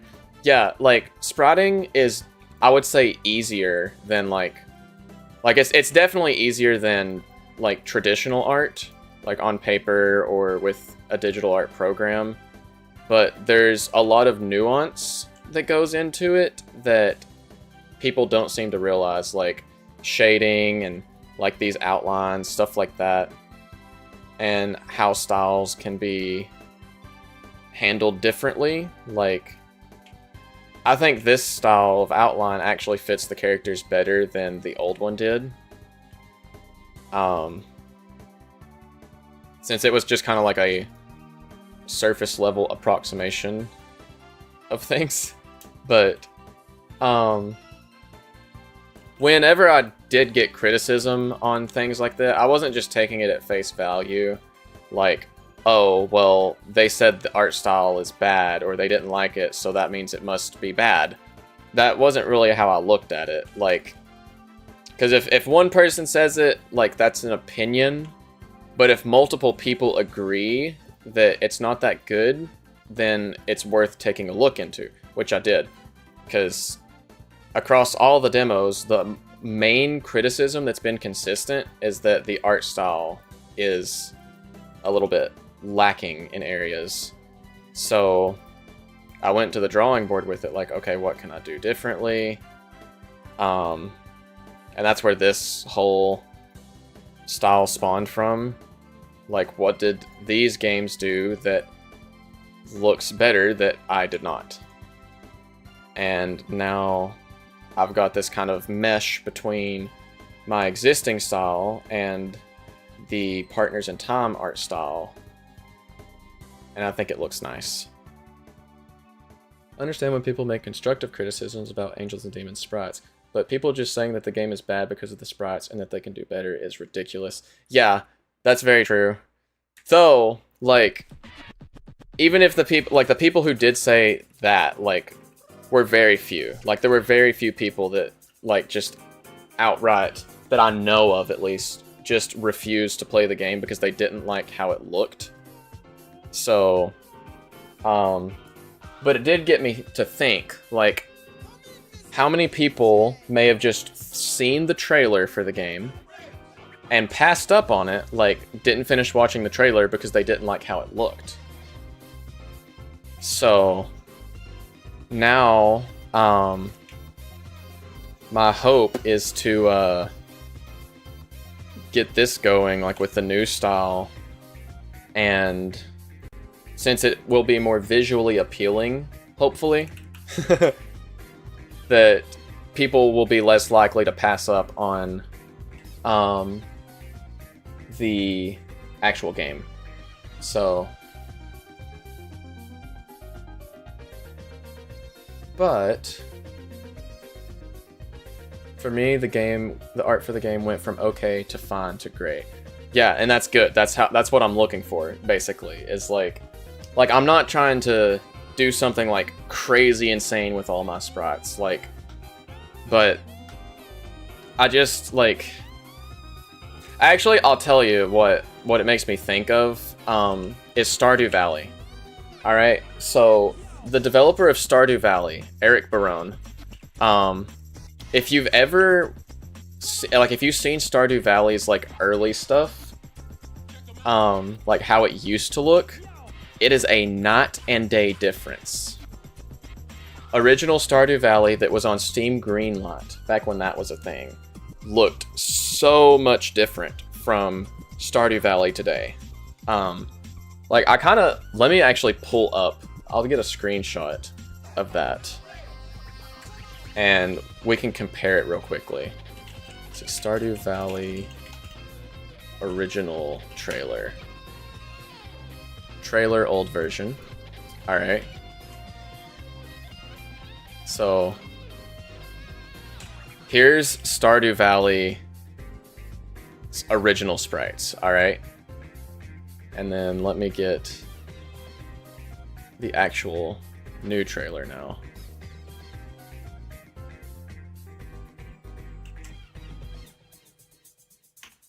And then do this here. This is Stardew Valley now. Like, this is kind of blurry because I definitely just took a screenshot from the YouTube video, but, like, you can definitely see the difference between the, like, everything. Like, how much more effort went into it. So, like, it's very interesting to see, because I know that he probably got the same kind of criticisms that I got, where it was like, the game looks fun, but the sprite work does not look the best. Yeah, like, and your character's like half the size compared to how they are now. Like, it's crazy. Only thing I need to be honest about here is the character portrait sprites. They're kind of ugly, I'll be honest, but I don't mind. I actually like having fun with the character's portrait. Yeah, I'm gonna fix them up, like, because I got to, with some of the character sprites, like the portrait sprites at least, it was, I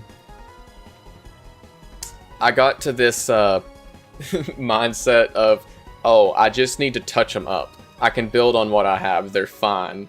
But then I, like, kind of compared them after the fact, and I'm like, okay, no, they're actually kind of bad. Like, I wanna fix up the dialogue sprites much more than how they are now. Like, actually, I think I have, let me see if I can find it here. It would be somewhere in here. I have I don't know if I shared this in the announcement, but I do have like a rough draft of what the new character portraits would look like. So, like, here's kind of the difference here. Basically, like, you can kind of see, like, it's got the aliasing, but it's not much different. I might completely redo it. So, I don't know.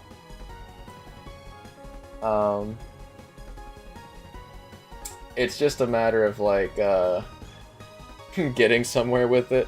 I haven't actually messed with the dialogue portraits too much yet, but you can, if I zoom in here, you can see there's it's double aliased, so there's like the normal aliasing and then there's a lighter aliasing that kind of makes them more smooth. I'm not like locked into this yet. Like, there's a few differences already from main characters like sprites. Like, the shirt color is different, the shadow color, the scarf, which I kind of actually cooked with, the scarf. I might already have, like, the new file saved somewhere, but I did the scarf in a specific way where I can tweak this pattern any way I want. Classic Minecraft textures versus faithful texture pack. Honestly, real. If you rework Kaguya's portrait, don't remove her onion shape. It's very sacred. Look, I'm gonna be honest. After you guys were sending those pictures in the art channel in the Discord, and I gotta think of the pronunciation. Was it coxinhas? Like, you guys said they looked like kind of like coxinhas, I think is how it's pronounced. They're like these. It's a Brazilian food, I believe is what it said. When I looked it up, that's like chicken wrapped in some dough with seasonings and stuff. This is just off memory. I might be totally wrong. But it looked really good. Like, I want to bake some of those.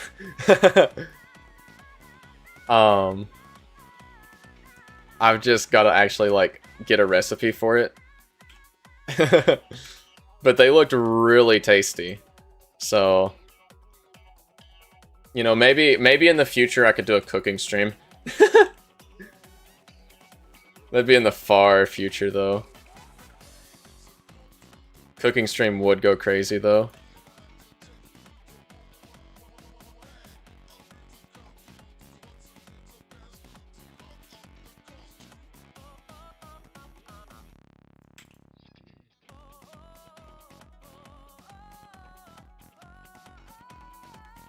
And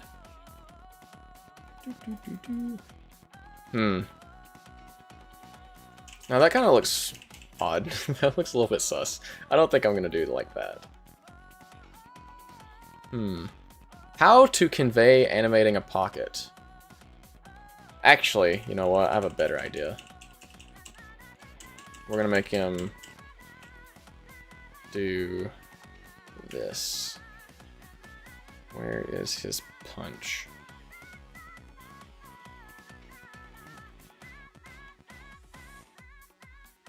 Need this body.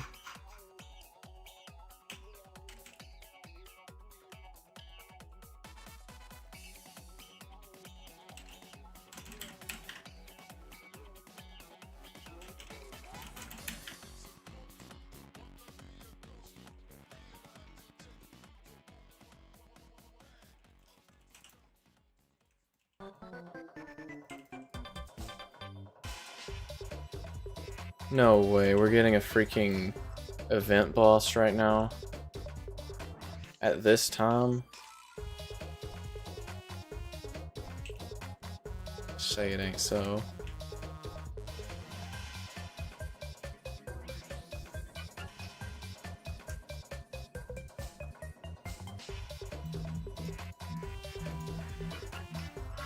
Oh.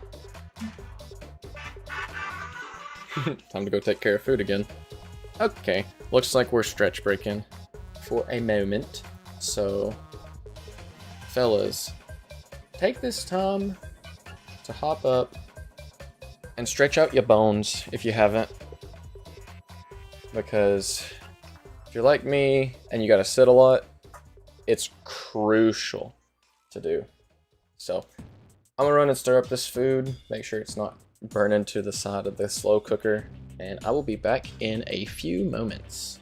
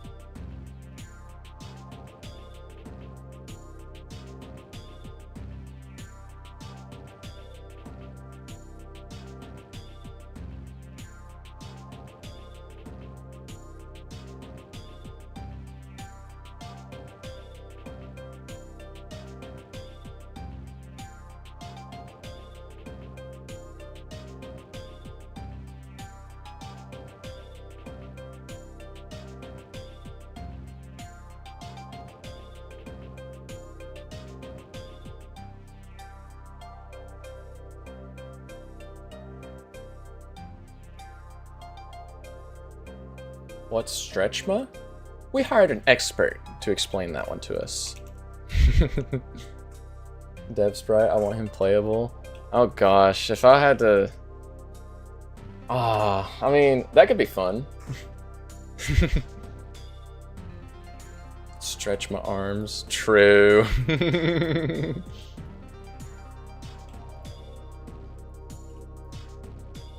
Oh, I should probably actually change the scene back. Whoops. That would have been my biggest blunder ever. How long would I have went with it just on the stretch break screen before I realized? Okay.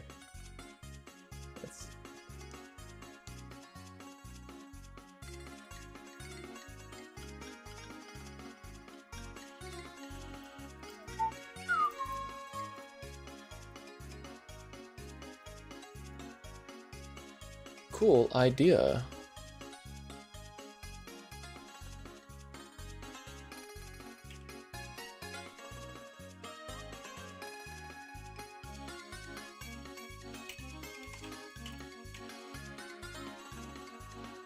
What? Oh wait, the scarf. Haha! My only weakness! There we go.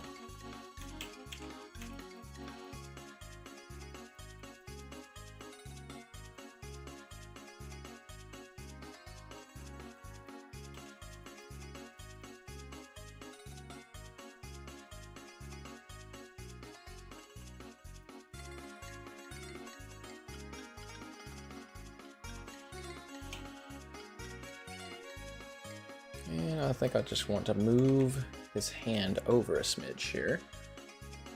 On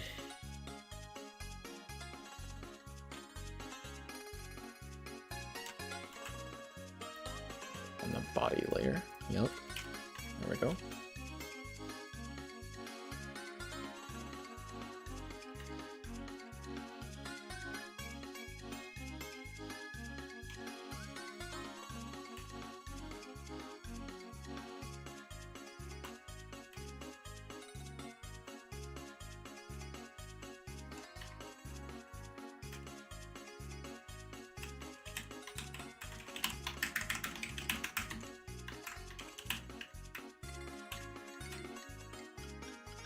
He's fat.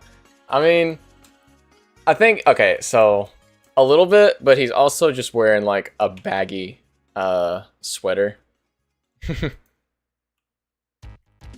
If you think about it.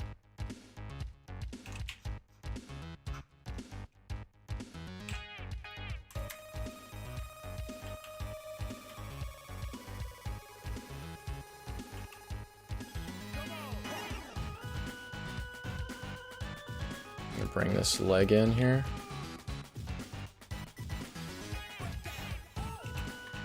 This is his using item animation. So let me go to the old one here. So this is the old one here. He would reach into his pocket and an item would show up here, up at the top.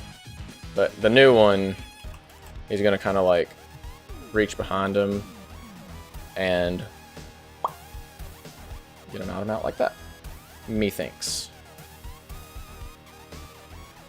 I think I actually want him to move his head forward here.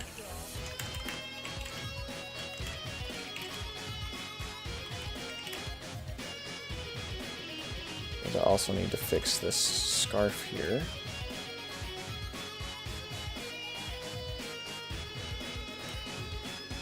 Oh yeah, that's gonna look a lot better. And then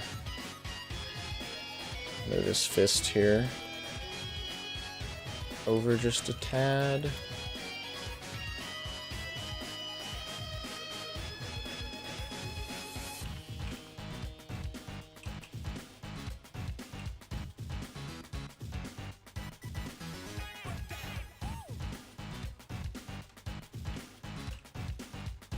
I'll just hold on, scratch that. Give me this. Boom. Something I noticed is that if you select a team affected item, you can give it to a different member, which changes nothing. Yeah, because the way I implemented like party heal items is silly a little bit. Like, they function as a normal item, but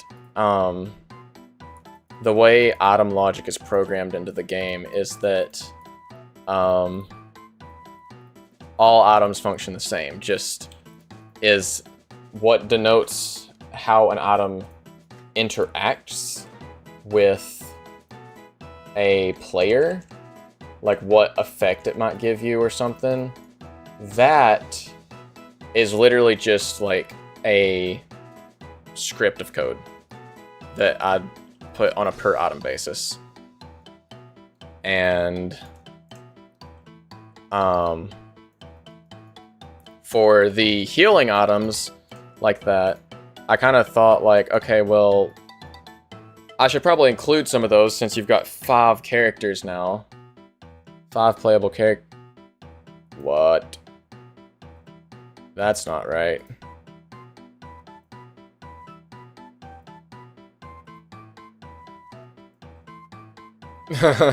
Hold on. Get out of here. It's basically just, when you use it, no matter how you use it, it's going to search through all the characters that you have and give them 50 health. It's just a matter of who do you want to, in quotes, use the item. So like you could give it to whoever and they will use the item, but it won't make a difference. So like it's not exactly a bug, but it's not exactly a feature either. So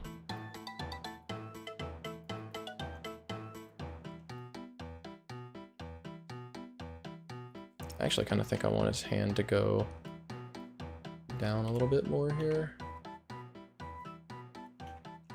Seems like it snaps into place a little too quickly.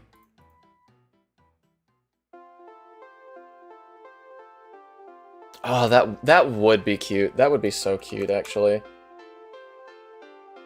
Dang, wait, that hand animation looks freaking clean now. What's up with that?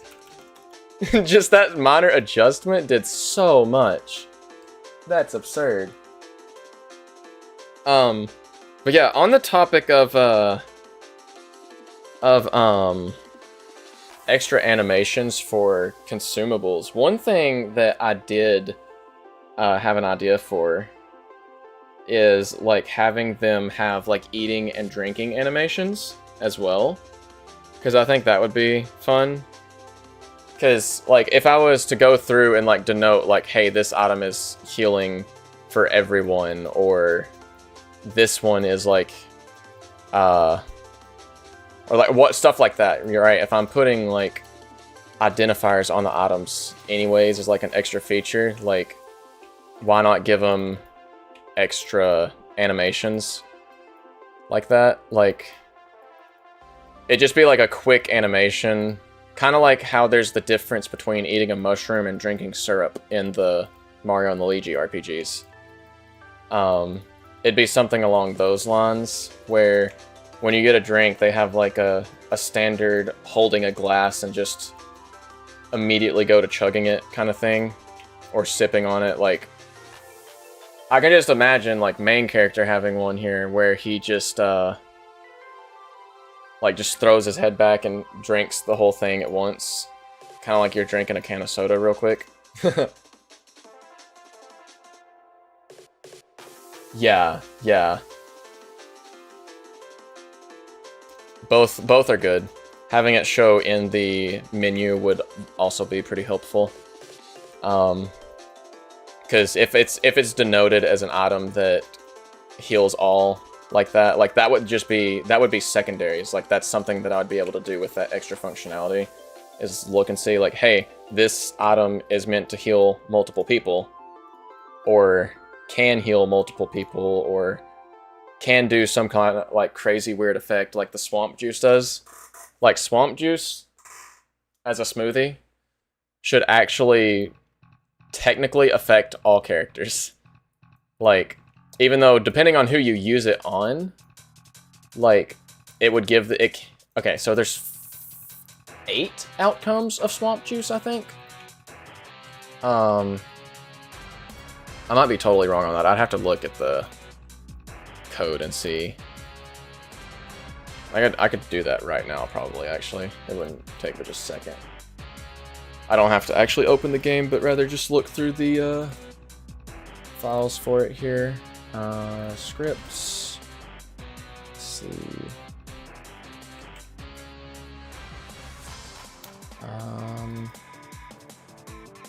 It'll be in this.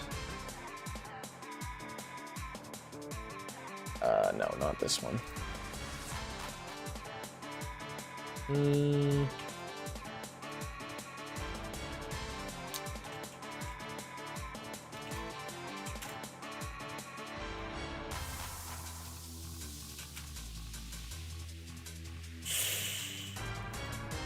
What do we got? Swamp juice, swamp juice, swamp juice, swamp juice, swamp juice, swampy. Where's the function for it? Regex.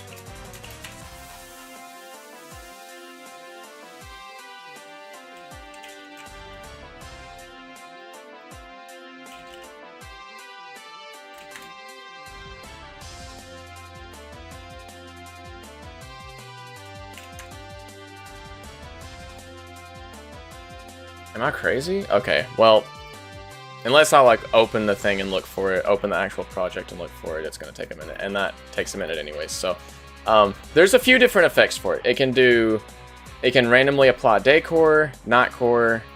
It can give you double attack, double defense, guaranteed crits, I think is an outcome.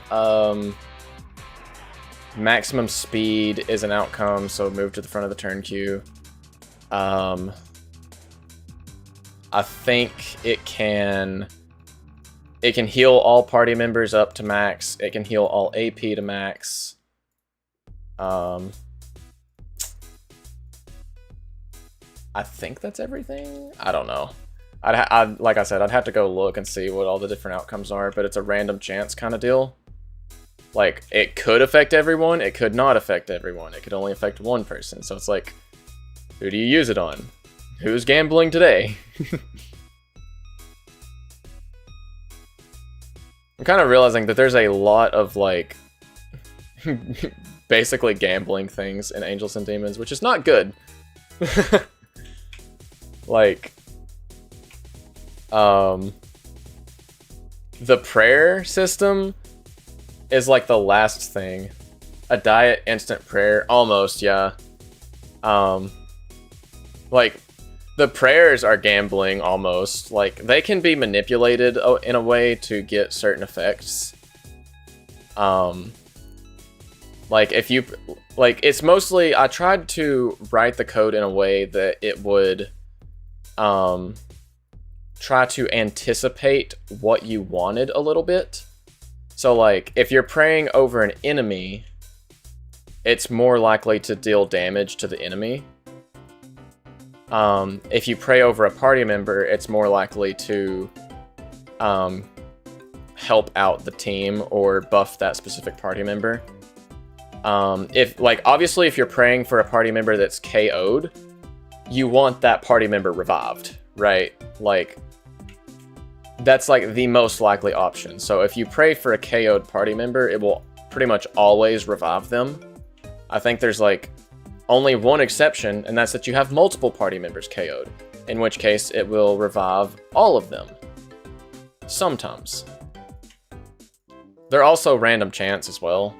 Like, it's a weighted random chance, but, you know. Cool idea. Nice animation. It is OP. One person who was streaming the game for the test fest actually had a prayer that persisted after a battle. They had prayed in a match before, and, like, if you didn't know, praying will, like, carry over into the next fight. Like, if the prayer effect doesn't happen, it'll carry over into the next fight you enter. So he had prayed, I'm pretty sure he prayed in a match before, and it never, actually happened, alright? So, he gets into the World 2 final boss. He gets into the fight with K and Os, and then, like, a turn or two passes, and then prayer for victory comes through. So he barely even got to experience the fight, which was crazy to me. That, like, that's just a scenario that happens. It was so funny. Like, I kind of want to pull that clip up. Like, I kind of want to pull the clip up and, like, see. Let's see. I think I might have clipped it on his channel. I guess you do /clips? It's /videos. Oh, the guy's live now.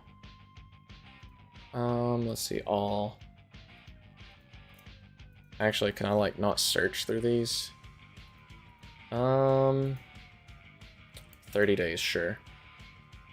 No, I did not clip it. Rough. But,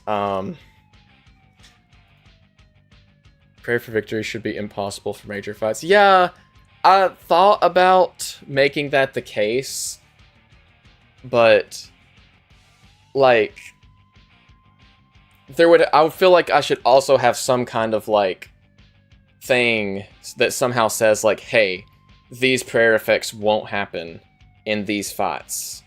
But that feels weird, because, like, if you're praying, like, a certain thing shouldn't be barred from you just because of, like, a condition like that, I guess. Like, I don't know. It feels a little odd, I guess. I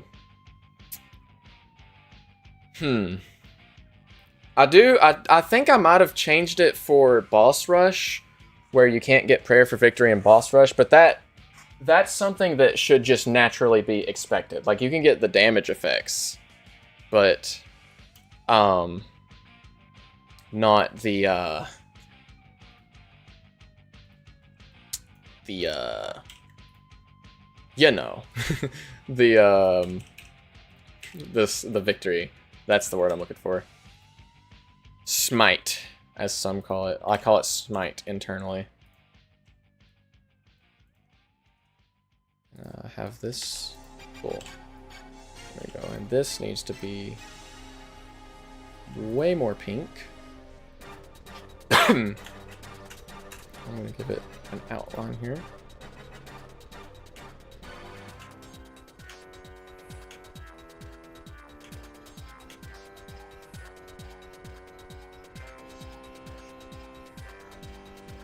It does feel cheap to instant win like that. I feel like it should be given to be a hidden mechanic that you can't just instant win a major fight. Yeah, that like totally makes sense. Like it should kind of be a mechanic that way, like where you shouldn't be able to insta win major fights. And like I get that.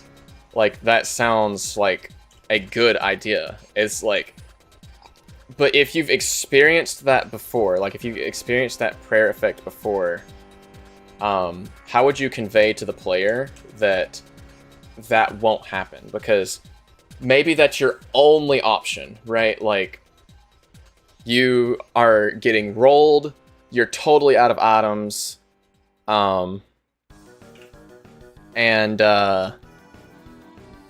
there's just like nothing you can do for the whole fight but pray, right? Like,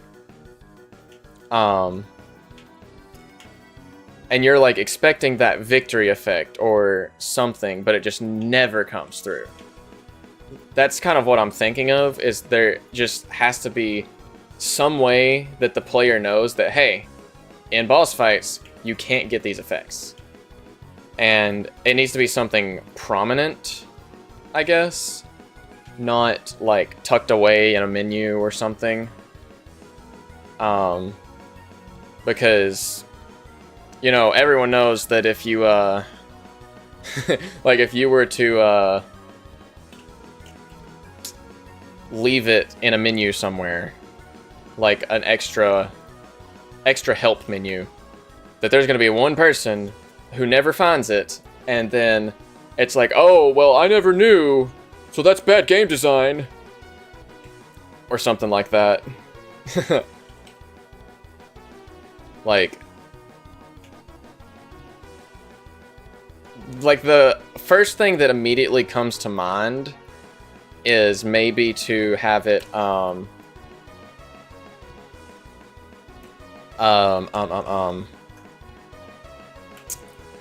me think with words with my head.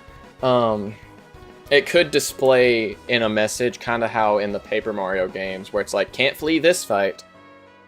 So it could just like have a pop-up like, hey, you can't flee this fight, and certain prayers will not happen. Certain prayers will be removed from the pool, or something like that. That feels like a weird thing to have like a message box for, like, hey, you can't pray for assistance. You're doomed. Maybe in the tooltip in combat could say something like, the demon's presence makes prayers different or weaker. That's actually a good one. Yeah. Only for like boss fights, just like,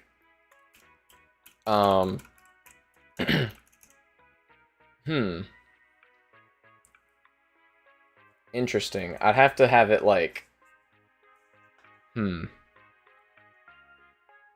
have to display like some big red text at the start of the text box, so that way you might like catch it like as being out of the ordinary. Because like for me at least, like after I've read a text box in a menu like multiple times, like it becomes like second nature to ignore that text box, right? So there'd have to be like some kind of way to draw the player's attention to it as well. Somehow, some way. Oh, would you look at that? We have that animation done already. Cool idea.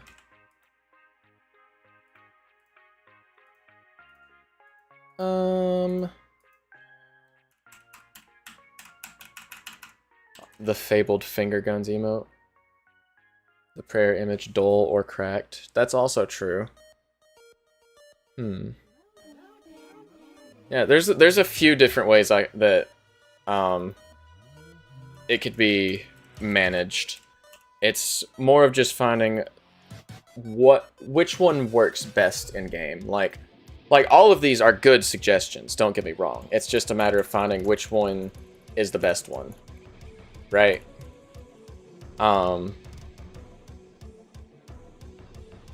Basically,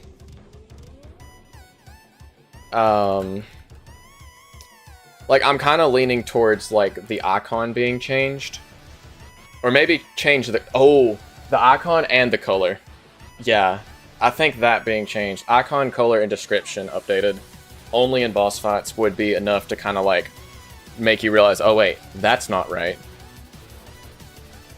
Or maybe, like, instead of it being called pray, have it changed to, like, plead or something. I'm not sure. The main thing I'm looking at here is, like, I don't want to nerf prayers, because at the end of the day, praying as an option should be the most powerful tool in your arsenal, regardless of everything else. Like, now, then that's, like, coming from the perspective, like, my own perspective, just because, like I'm a Christian, like, religious ordeal, so, like, praying should logically be the strongest option, and I want to keep it that way, right? But I also need the game to be balanced, and such like that. Like, I thought another solution would just be maybe that, like, the chance is greatly lowered, too. Like, you could still get victory, but the chance is, like, much lower. Or you can't have victory transition between fights, which is actually how it was originally, is that you could not pray for victory and then have it carry over into a different fight. It would change it to prayer for big damage.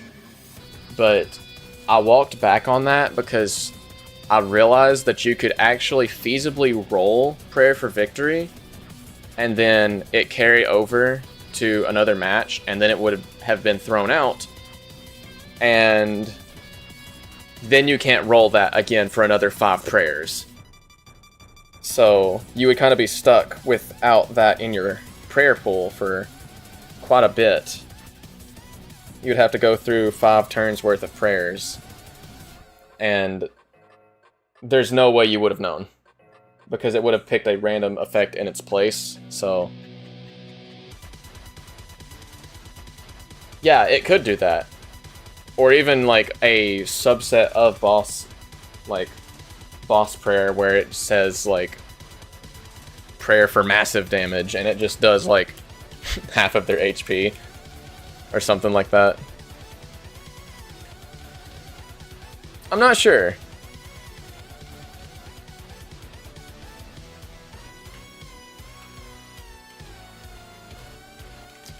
Which frames do I want for this?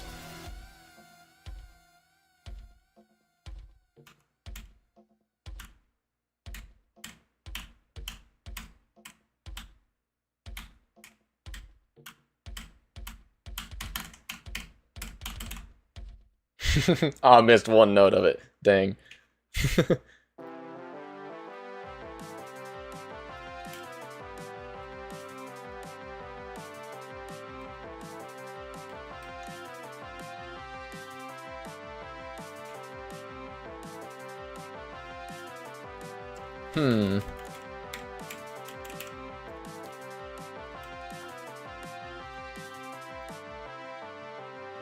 Yeah, we're doing the uncomfortable animation now, for sure.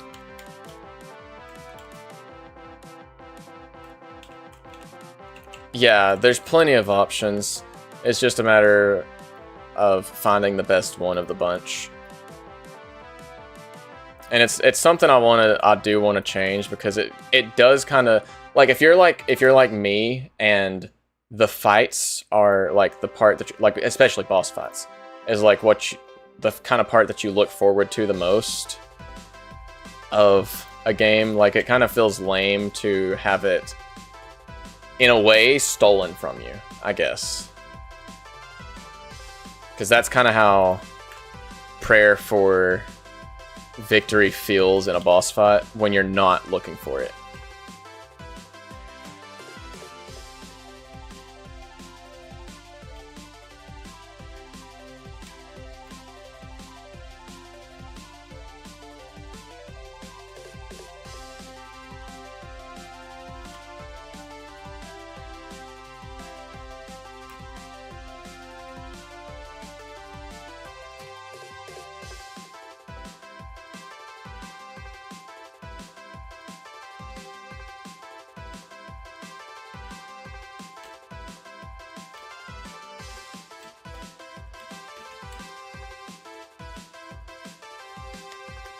Prayer for victories for every boss fight in the task. I mean, that, like, technically that's impossible, which is probably a good thing, actually. You can only roll a duplicate of a prayer every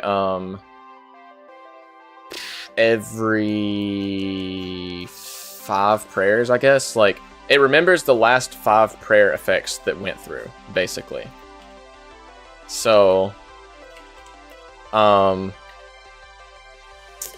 means that technically that's impossible. Not without cheats.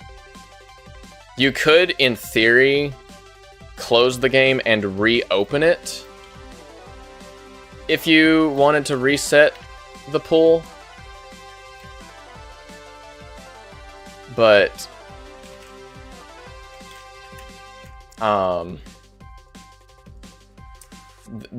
is that like saving time or no? Like, it could save time in like 2 scenarios maybe. And that both scenarios are like boss fights.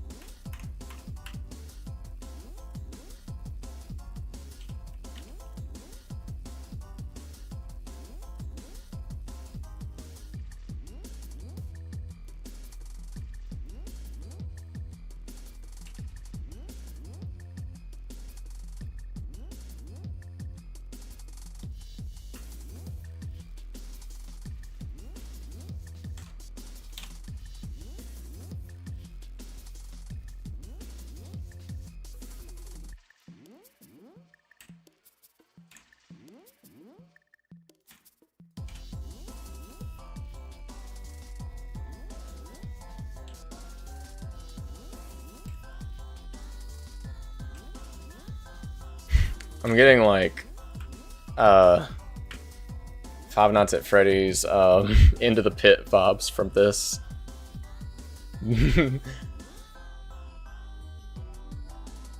Yeah, this specific like animation is used when Chet Archie is like all up in your space, pretty much.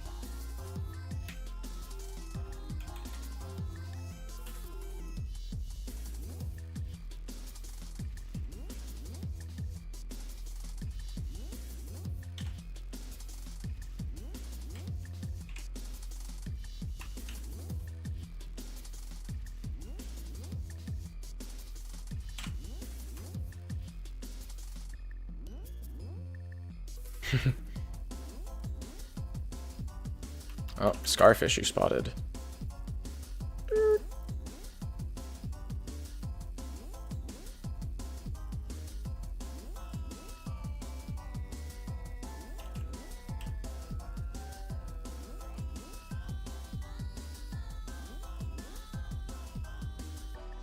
There we go.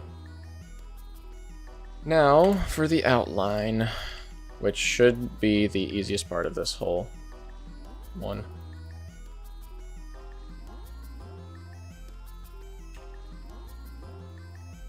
Because this one will genuinely just kind of be copy and paste across the whole thing. Except for like the 2 frames where he's moving his head.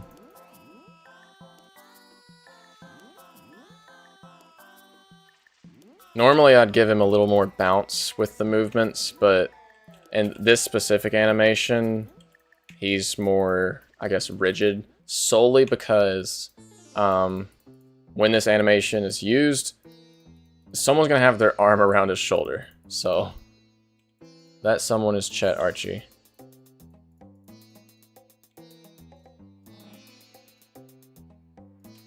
So it's kind of like he's being propped up by him, I guess.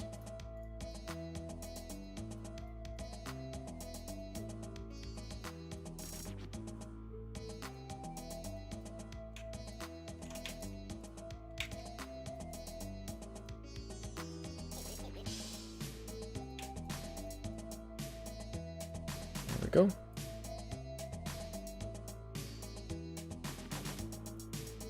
Up to there.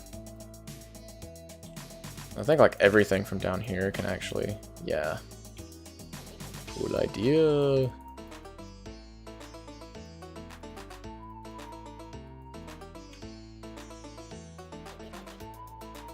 Yippee. Alright.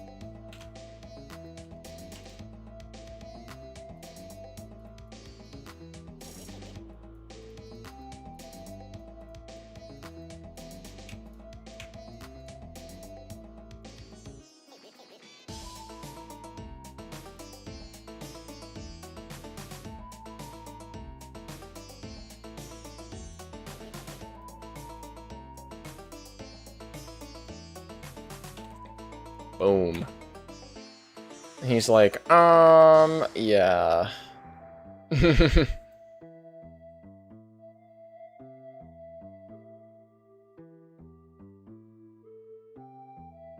Cool.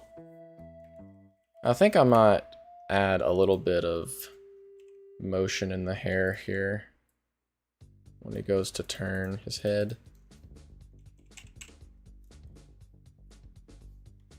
Like right here.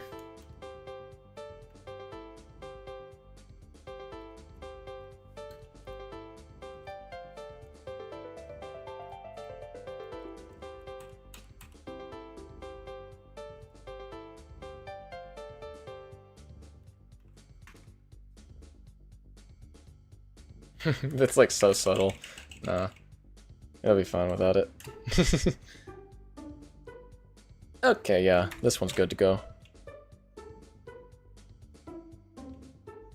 Now today felt like I got a good chunk of sprites done, actually. That's 100% real, like, so far. Like, stream's not even over yet, and I'm feeling pretty good. Let's see. I've probably got about 10 more minutes before I need to wrap up, so let's see. What else we got here? I can probably do the AP up.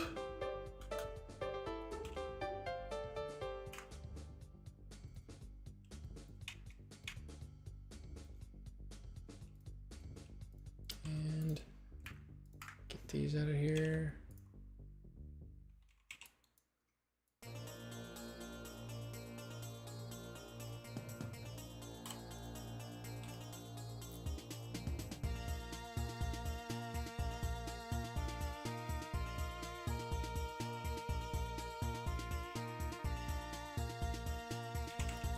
See, having the scarf be the animation for the AP up is kind of foreshadowing in a way. I don't know if anyone's caught that, but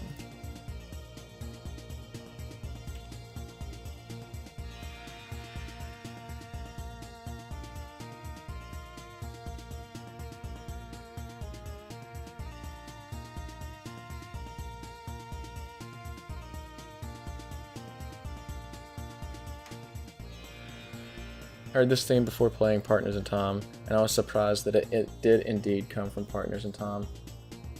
Aren't we all? Pretty much, I think more people probably heard this track first from Smash Brawl than it's given credit for, because like obviously that's probably where most people heard it from first. More people have played Brawl than I think Partners in Time has sold copies, so I mean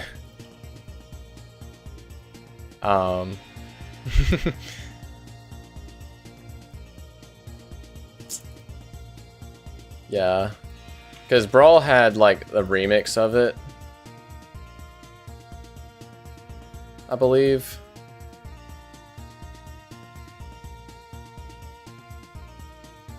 Yeah, it was a remix. It wasn't the original. There's actually... Can't believe Partners in Time ripped off Brawl. Technically, that could be... Couldn't that be said about Fire Emblem, technically? I think Roy actually was, like, playable in Melee before his respective Fire Emblem game actually released. So, in a way...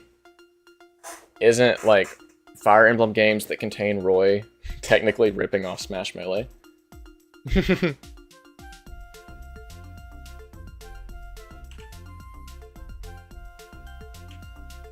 Solely by technicality.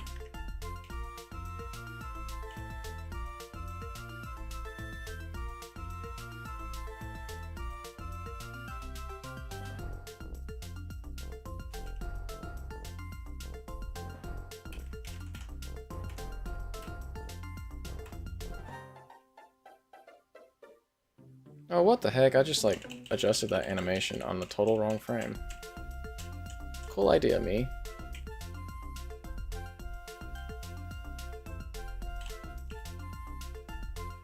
They didn't develop Roy for his game while being added in Smash. I mean... Did they develop Roy for Smash? Let's be real. I mean, in Melee, he's pretty freaking busted. Like, not in a good way. He has, like, what, one redeeming feature, technically? And that's that if you do things right with his moveset, you can insta-kill floaty characters.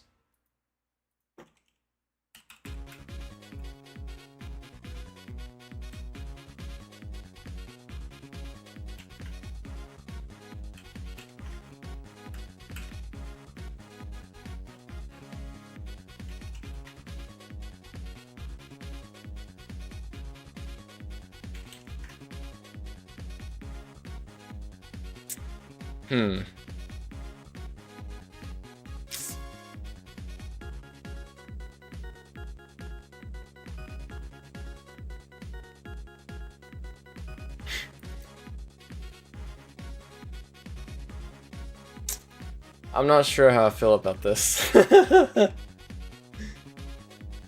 It kind of looks a bit suspect. It's a funny title for this track. Yeah, this file is actually from the Mario and Luigi RPG Sound Selection album, which I believe was an official released album by Nintendo, but like only in Japan. It has a few tracks from Superstar Saga, very few from Partners in Time, and then a bunch from Bowser's Inside Story. So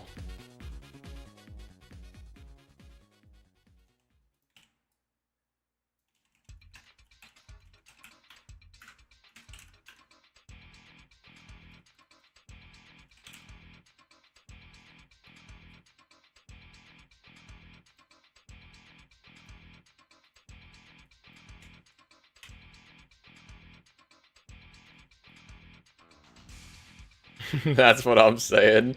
It's kind of, it looks sus. Looks sus, so I gotta fix it up here. Somehow, some way.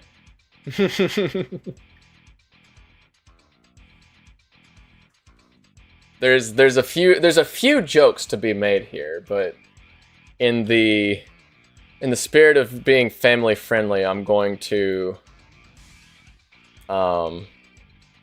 refrain. So I think we're totally scrapping this one, actually.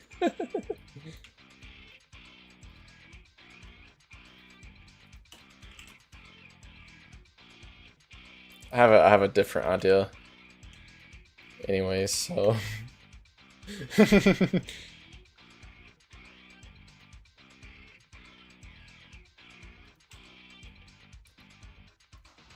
how would oh, this is gonna be a weird arm motion, but I'm trying to like think how to do this. Not in my Christian Minecraft server. True.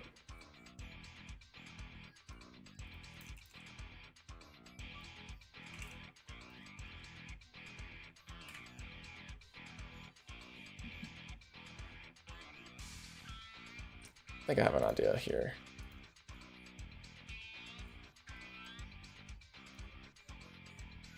Gotta play with perspective a little bit.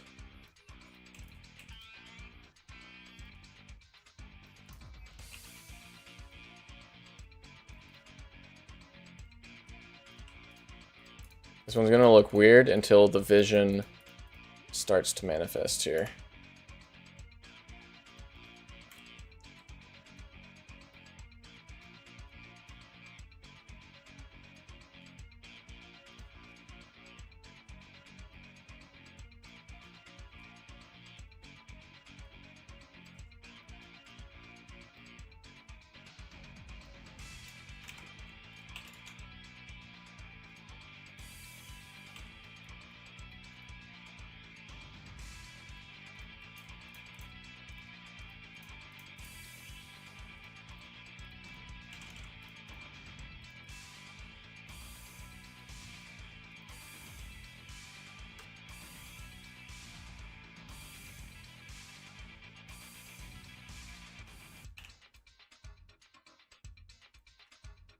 I guess I'll probably need to put this on the,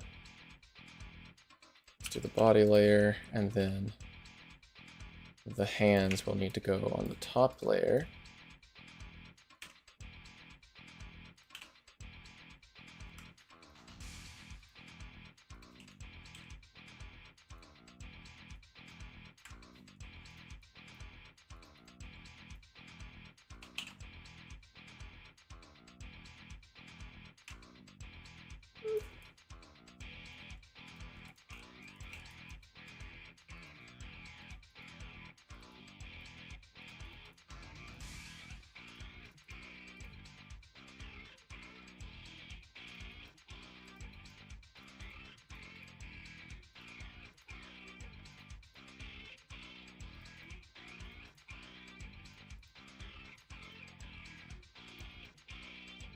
There we go.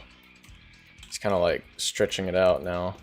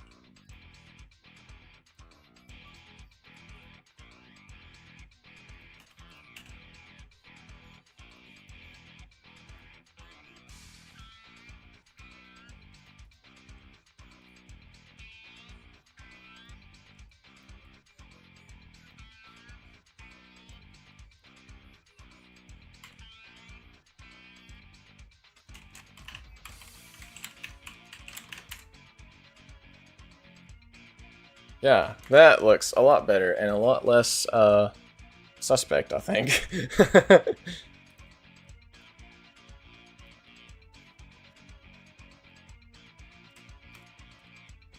Might be a little hard to understand what he's actually doing, though. Other than showing off the scarf. Like a little kid, like, hey ma, look what I found. Kind of thing. Oops.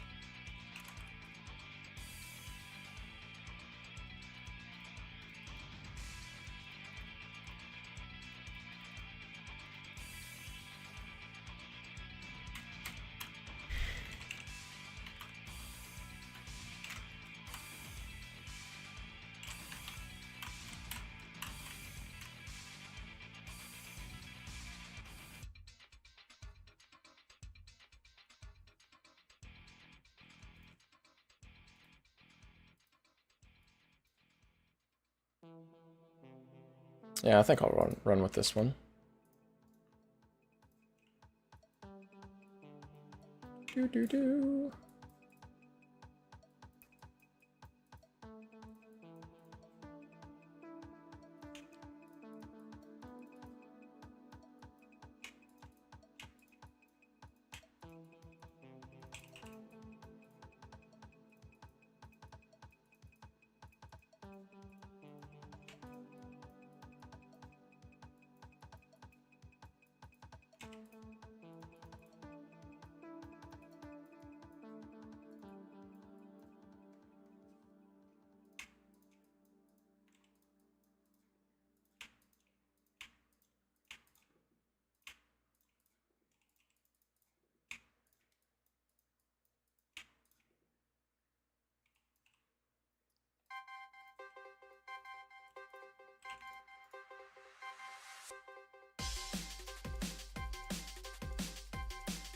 We got a banger up here now, what the heck?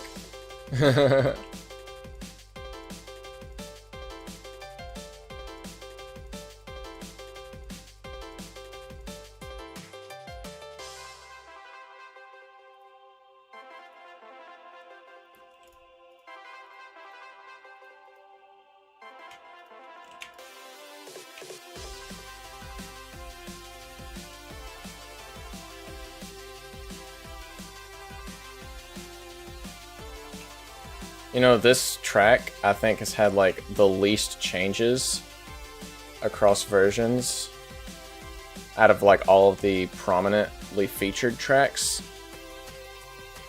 It was pretty much the same going from, like, I think since Demo 1,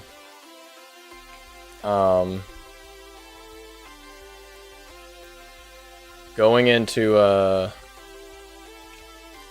Demo 4, I actually like the saw that's happening there. That does get changed. What is that color? Oh, it's because it's not aligned. LOL.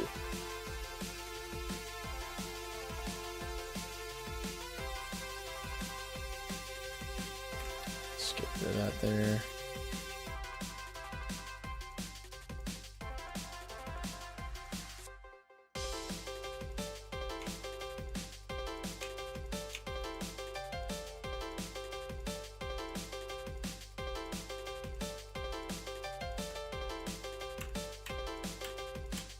Heck yeah. It's a staple at this point, yeah. One consistent piece of praise that I've gotten is that the battle theme is just cooked, like, in the best way possible.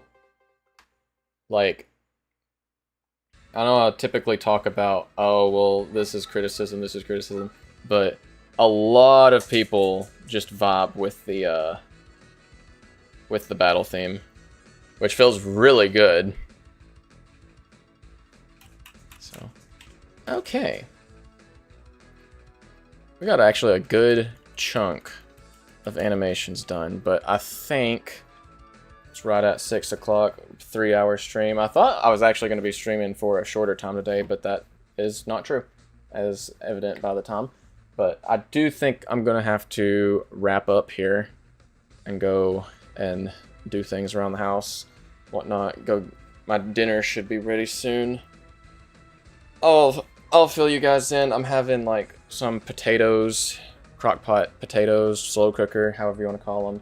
Slow cooker potatoes. I've got some chicken in the crock pot as well with a bunch of sauces and stuff that kind of thickens up and makes this real good chili sauce chicken.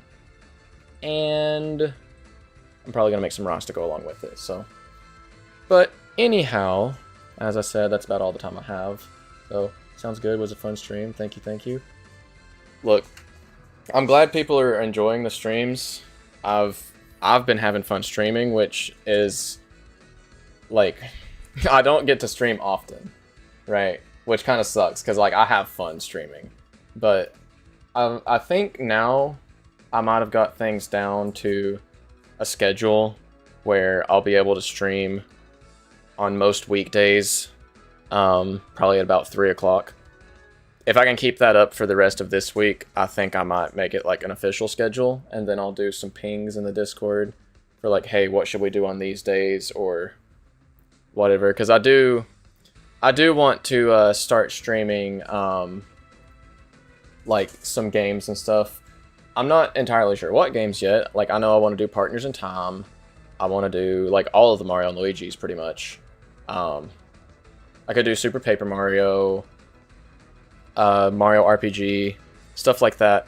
Like, there's a few different games we could go through. Or it could just be Tetris or Osu, casual. Like, the games that I consider myself decent at. Run those up on stream or something, like, on 1 or 2 days of the week or something like that. And then the other days you're dedicated to dev. Not entirely sure yet, but that's something that I'll figure out when I get to it, but that's about all I've got. Standard YouTube stuff. Make sure to smash that subscribe button, smash that like button, turn on your post notifications so you never miss an upload. Be sure to follow me over on Twitter, otherwise known as X, the Everything app. Be sure to join the Discord so you can get notified of streams like as soon as I go live, and vote in polls and stuff like, you know, maybe we do a poll for what game happens or something. You can also get teasers for the game that most people do not get to see. So, all that being said, everyone who stuck around and watched the stream, thank you very much. I hope you enjoyed, and I will see you guys in the next one.